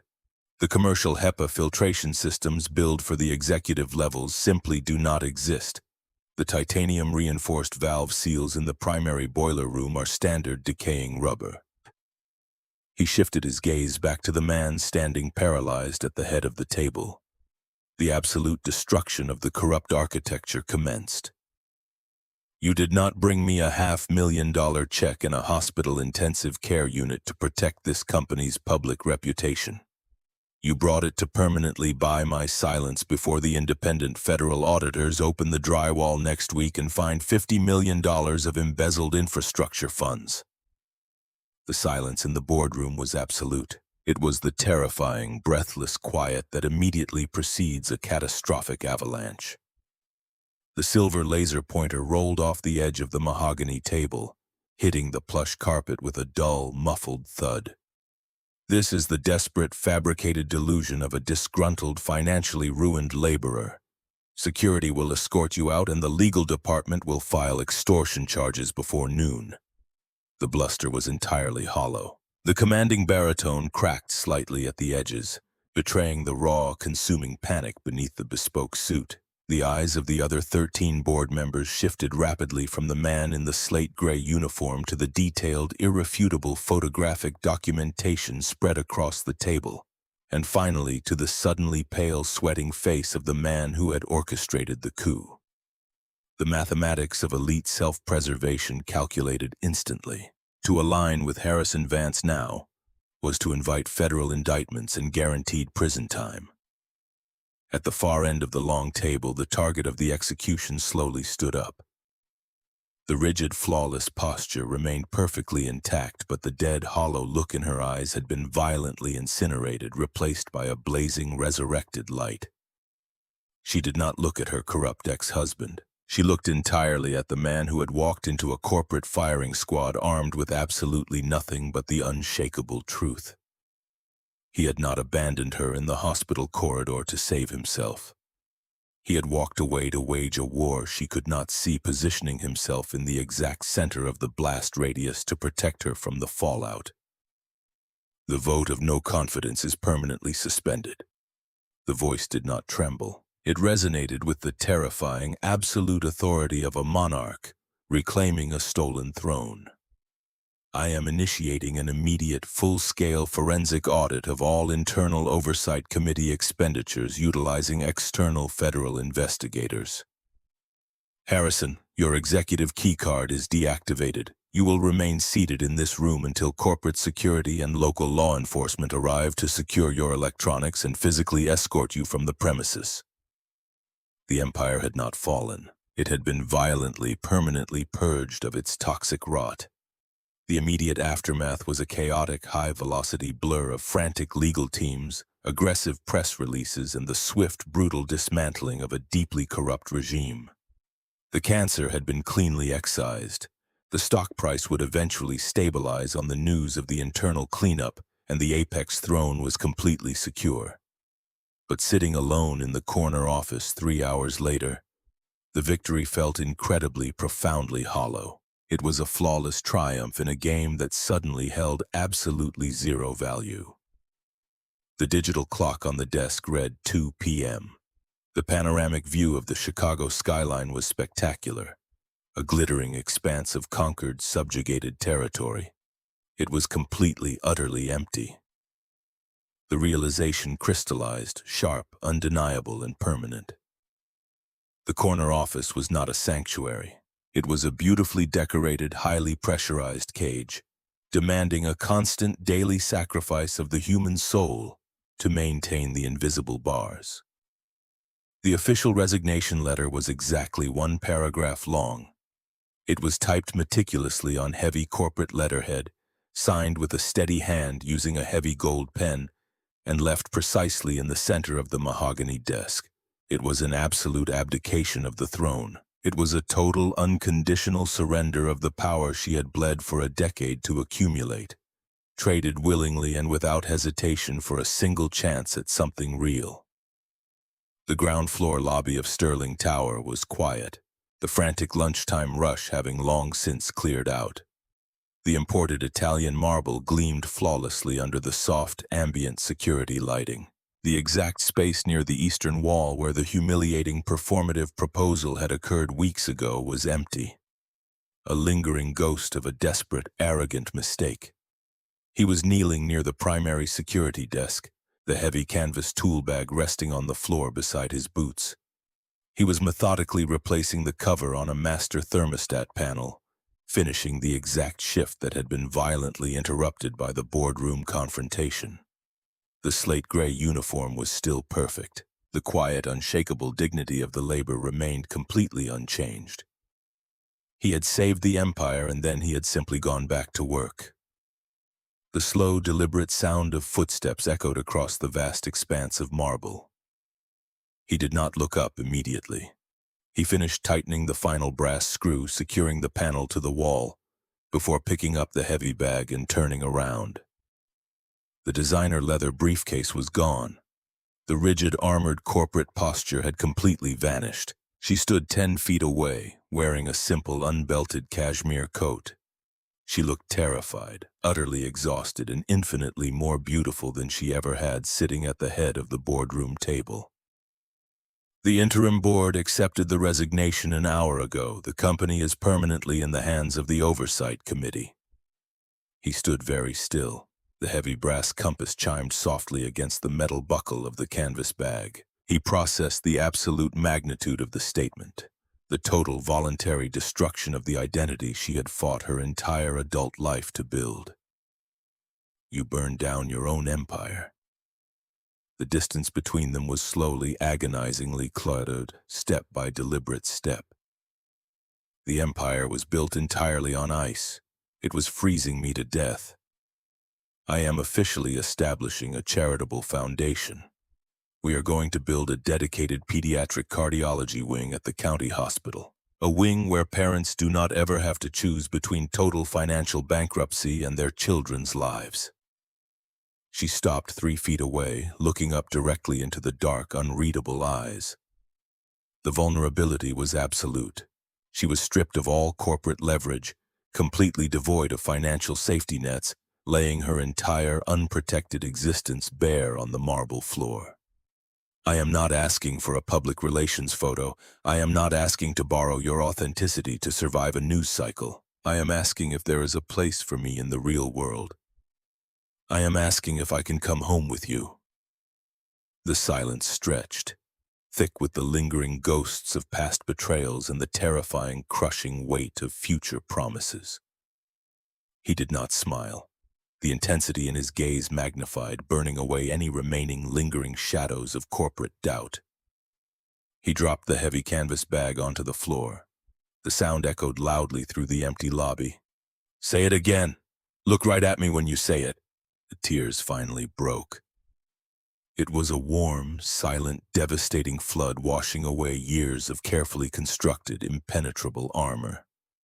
The Ice Queen shattered completely into 1,000 pieces, leaving behind a woman fiercely, desperately alive. I want to come home with you. I want to build a family. The rough, heavily calloused hands reached out, framing her face with a gentleness that entirely defied the harshness of the world he inhabited. He wiped away the tears with his thumbs. The kiss was not a cinematic, melodramatic crescendo. It was a desperate, grounding anchor. It was the sealing of a permanent pact made in the trenches of the real world, a promise that dignity and truth would always outlast performance. 2 years dissolved into the quiet, steady, unremarkable rhythm of a life actually lived.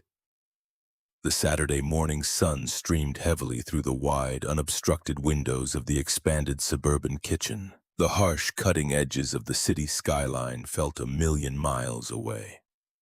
The kitchen counter was dusted with a chaotic, powdery layer of white flour, the immediate casualty of a fierce, ongoing culinary battle.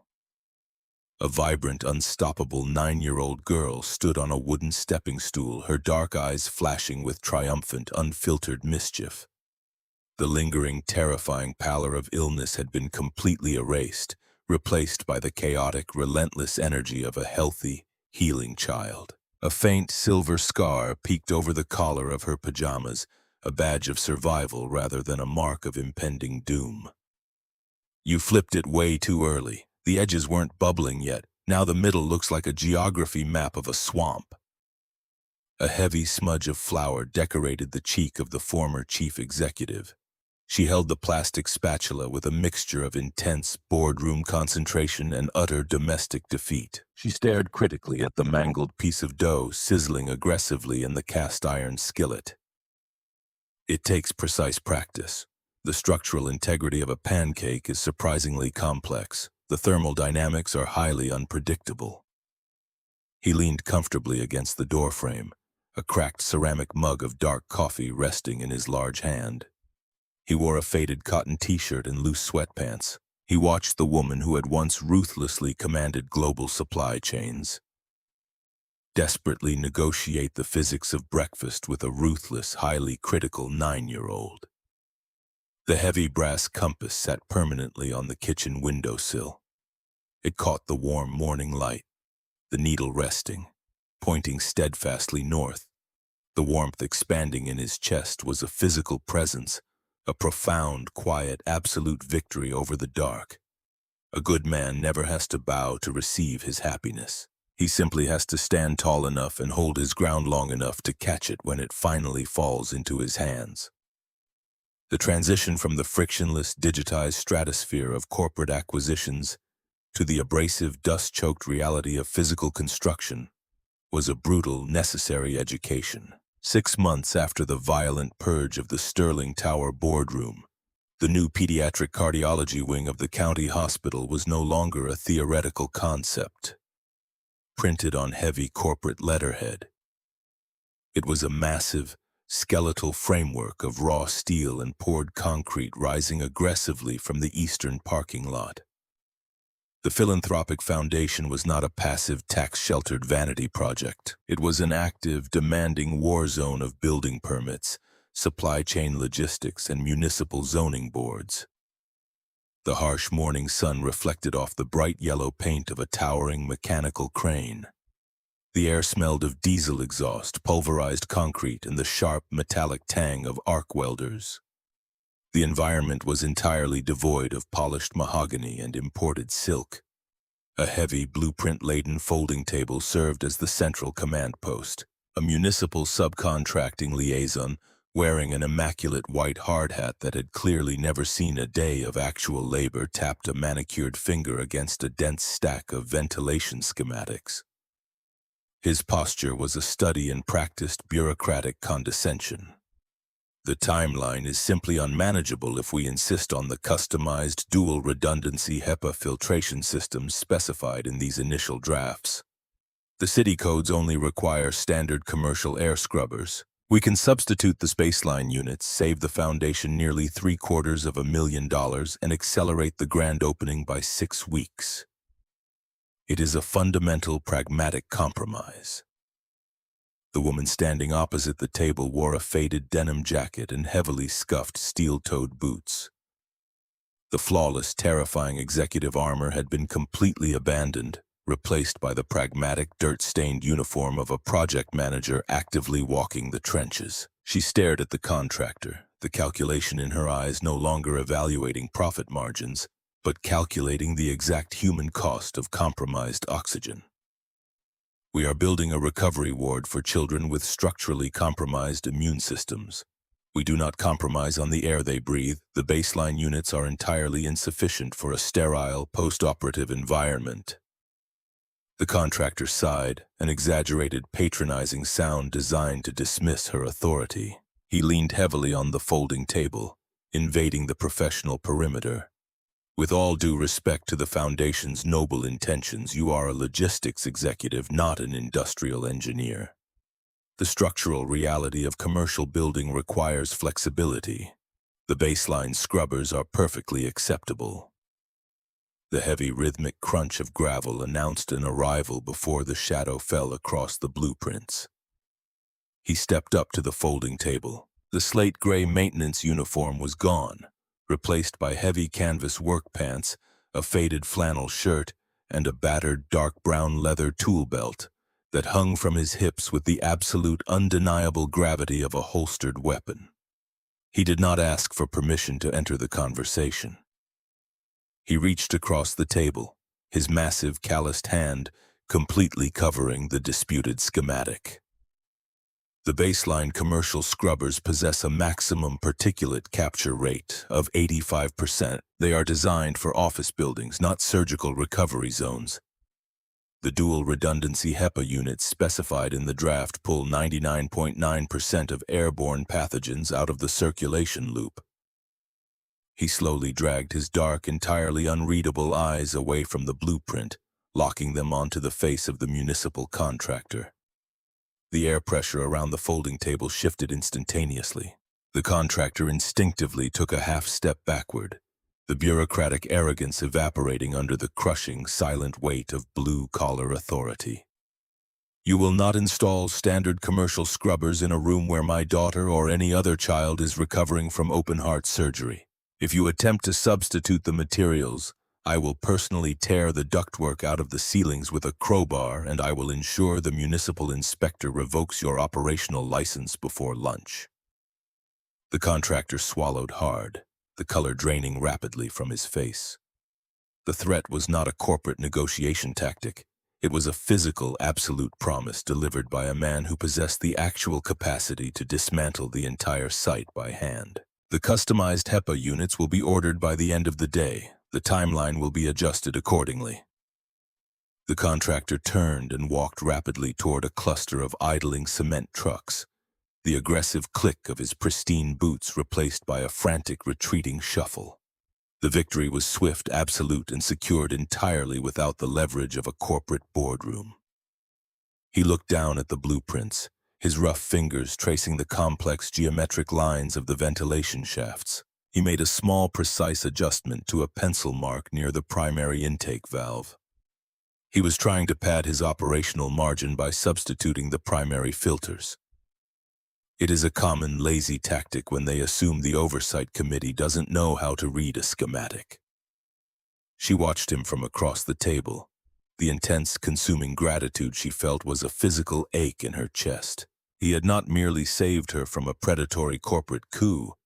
He was actively daily teaching her how to construct a reality that actually possessed structural integrity. He was the chief facilities consultant for the entire hospital expansion, a title that carried absolutely no executive prestige, but commanded the fierce, unquestioning respect of every single tradesman on the site. You terrify them. The foreman told me yesterday that the electrical crew triple checks their wiring conduits because they are genuinely afraid you will rip the walls down if they miss a single grounding wire. He did not smile. He carefully rolled the heavy blueprint into a tight, thicker cylinder. Fear is a terrible motivator for long-term loyalty, but it is an excellent tool for ensuring immediate compliance when lives are on the line. They will build this hospital correctly, or they will not build it at all. The evening commute was no longer a silent, isolated glide in the back seat of a soundproofed town car. It was a loud, vibrating journey in the passenger seat of a battered 10-year-old pickup truck that smelled perpetually of motor oil, old leather, and the faint, sweet scent of the vanilla air freshener hanging from the rearview mirror. The Chicago traffic crawled aggressively along the Dan Ryan Expressway. The heavy rain pounded rhythmically against the windshield, the wipers fighting a losing battle against the deluge. The cabin of the truck was incredibly warm, a small, heavily armored sanctuary moving through the chaos of the city grid. The federal indictments were unsealed this morning. The statement was delivered quietly over the low hum of the local news radio station. The information had broken hours ago, sending shockwaves through the financial sector, but they had mutually agreed to leave the corporate fallout outside the boundaries of their immediate shared perimeter until the workday concluded.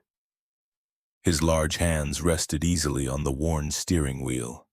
He navigated a sudden lane change with smooth, practiced efficiency, entirely unbothered by the aggressive blaring of a semi-truck horn. Harrison Vance was charged with 7 counts of federal wire fraud, massive corporate embezzlement, and criminal conspiracy. The Internal Oversight Committee is being completely dismantled by the SEC. The prosecutors are demanding a minimum sentence of 15 years. The radio announcer's voice bled into the cabin, a distant, sterile echo of a world she had permanently abandoned.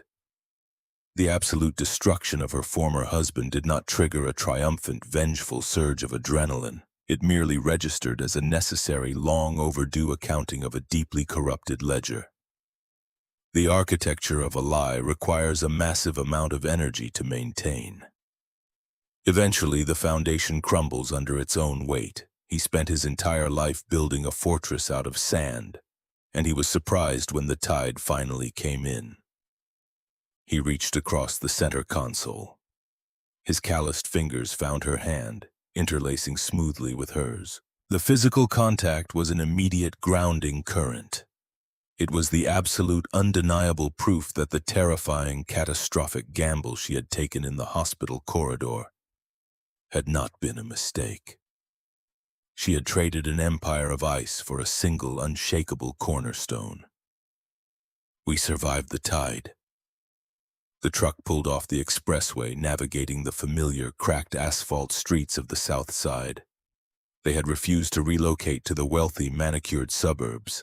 The modest 2-story duplex remained their absolute anchor. The neighborhood possessed a fierce, unvarnished honesty that the Gold Coast entirely lacked. It was a community where wealth was measured in shared casseroles, shoveled driveways, and the quiet, vigilant protection of each other's children. The heavy oak door clicked open, releasing the frantic, chaotic energy of a healing household. 18 months had passed since the terrifying, desperate hours in the pediatric intensive care unit. The transformation was not merely medical. It was a profound, explosive resurrection. Chloe came sprinting down the narrow hallway, the hardwood floors protesting under the rapid, heavy strike of her sneakers. The oversized, suffocating orange coat had been permanently retired. She wore a bright, chaotic explosion of mismatched colors, a purple sequined skirt over denim jeans and a t-shirt displaying a fierce, roaring Tyrannosaurus Rex. I built a fully functional kinetic energy transfer system in the backyard using 3 empty paint buckets, a jump rope, and the neighbor's garden hose. The declaration was breathless, delivered at maximum volume, vibrating with absolute unstoppable vitality. The faint, terrifying rasp in her breathing was completely, permanently gone. The only remaining physical evidence of the war she had fought was a thin, fading silver scar running down the center of her sternum. It was not a mark of fragility, it was a deeply respected badge of survival. He dropped his heavy leather tool belt onto the floor by the entryway. He dropped to one knee, catching the sprinting, chaotic missile in a massive, encompassing bear hug. He lifted her effortlessly off the floor, burying his face in her hair. A kinetic energy transfer system. Did you manage to transfer the water from the garden hose directly into Mrs. Gable's prized rose bushes again? Chloe giggled, a bright, crystalline sound that bounced off the walls of the small house. It was a sound that had been fought for, bled for, and secured through absolute, unwavering sacrifice. The roses required maximum hydration. I was conducting a critical environmental intervention. The scientific method demands rigorous field testing. She squirmed out of his grip, immediately launching herself toward the woman hanging her damp denim jacket on the heavy brass coat rack. The collision was fierce and unapologetic. The small arms wrapped tightly around her waist, squeezing with a strength that was entirely new and incredibly reassuring. We have to bake the chocolate chip cookies tonight. The school bake sale is tomorrow, and my scientific reputation relies on a superior sugar-to-butter ratio. The transition from negotiating $90 million logistics mergers to desperately calculating the precise baking temperature of chocolate chip cookies was the most profound, terrifying, and deeply satisfying demotion in corporate history. The absolute, unshakable reality of the small, chaotic kitchen held infinitely more intrinsic value than the entire glittering expanse of the Sterling Tower apex floor. The sugar-to-butter ratio will be mathematically flawless. We will deploy the industrial stand mixer. The kitchen became a war zone of flour, aggressively beaten eggs, and the sharp, distinct smell of melting chocolate. He did not participate in the baking. He sat at the chipped formica table, a cracked ceramic mug of dark coffee resting in front of him. He watched the chaotic, flour-dusted interaction between the two most important people in his universe. The heavy, dark perimeter that had guarded his eyes for 3 long years was completely, irrevocably dismantled. The grand opening of the pediatric cardiology wing occurred on a crisp, violently clear Tuesday morning, exactly 2 years after the devastating failure of Elevator Car 4. The event did not resemble a standard, sanitized corporate ribbon-cutting ceremony. There were no imported champagne flutes, no bespoke Italian suits, and absolutely no sycophantic performative speeches delivered by wealthy board members entirely disconnected from the reality of the ward. The massive concrete courtyard outside the new facility was crowded with the actual breathing infrastructure of the city. Union electricians, municipal plumbers, off-duty trauma nurses, and dozens of exhausted, profoundly grateful working-class families filled the space. The atmosphere was charged with a heavy, deeply emotional resonance. It was a monument built by the trenches, for the trenches. She stood on the raised wooden podium. She wore a simple dark blue wool coat. The terrifying, impenetrable Ice Queen was dead and buried. The woman holding the microphone possessed a quiet, unshakable, deeply rooted authority born of absolute, terrifying vulnerability. We do not cut this ribbon today to celebrate a philanthropic donation. We cut this ribbon to acknowledge a fundamental, non-negotiable human right.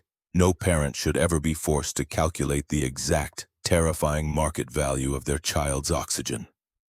Her voice resonated across the concrete courtyard, steady and fierce. She did not look at the local news cameras. She looked directly into the crowd, her eyes finding the specific faces of the people who had built the walls and laid the conduit. This building is a fortress, but it is not built to keep the world out. It is built to keep the vulnerable safe. It was constructed by the calloused hands of the laborers, the technicians, and the fathers who absolutely refuse to bend their spines when the world demands that they break. She stepped away from the microphone. She did not grab the oversized ceremonial scissors. She turned and gestured toward the front row of the crowd. Chloe walked up the wooden steps of the podium. She wore a bright yellow dress, her dark eyes wide and incredibly serious. She took the heavy red velvet ribbon in one hand. She grasped the oversized brass scissors with both hands, struggling slightly with the weight, her face locked in an expression of intense, absolute determination. With a sharp, clumsy, incredibly beautiful motion, she severed the thick ribbon. The heavy red fabric fell to the concrete. The applause that erupted from the courtyard was not the polite golf clap response of a corporate gathering. It was a deafening, roaring, overwhelming surge of raw, unvarnished victory. It was the sound of a community recognizing its own survival. He stood at the very back of the courtyard, leaning heavily against the brick wall of the hospital. He wore the slate-gray maintenance uniform. The heavy canvas tool bag was slung securely across his broad chest. He did not seek the spotlight. He did not require the validation of the podium or the applause of the crowd. His dignity was an internal, self-sustaining architecture. He watched the woman he loved lift his healthy, vibrant daughter into the air, the two of them laughing uncontrollably amidst the roaring crowd. The heavy brass compass rested securely in the breast pocket of his uniform, directly over a heart that beat with a steady, unshakable rhythm. The needle was locked. The long, terrifying journey through the dark was officially over. He had walked through the fire entirely refusing to surrender his soul, and he had emerged on the other side holding the inter-world in his calloused hands. A good man does not measure his wealth by the height of his tower, but by the absolute, unyielding strength of the foundation he provides for the people who seek shelter in his shadow.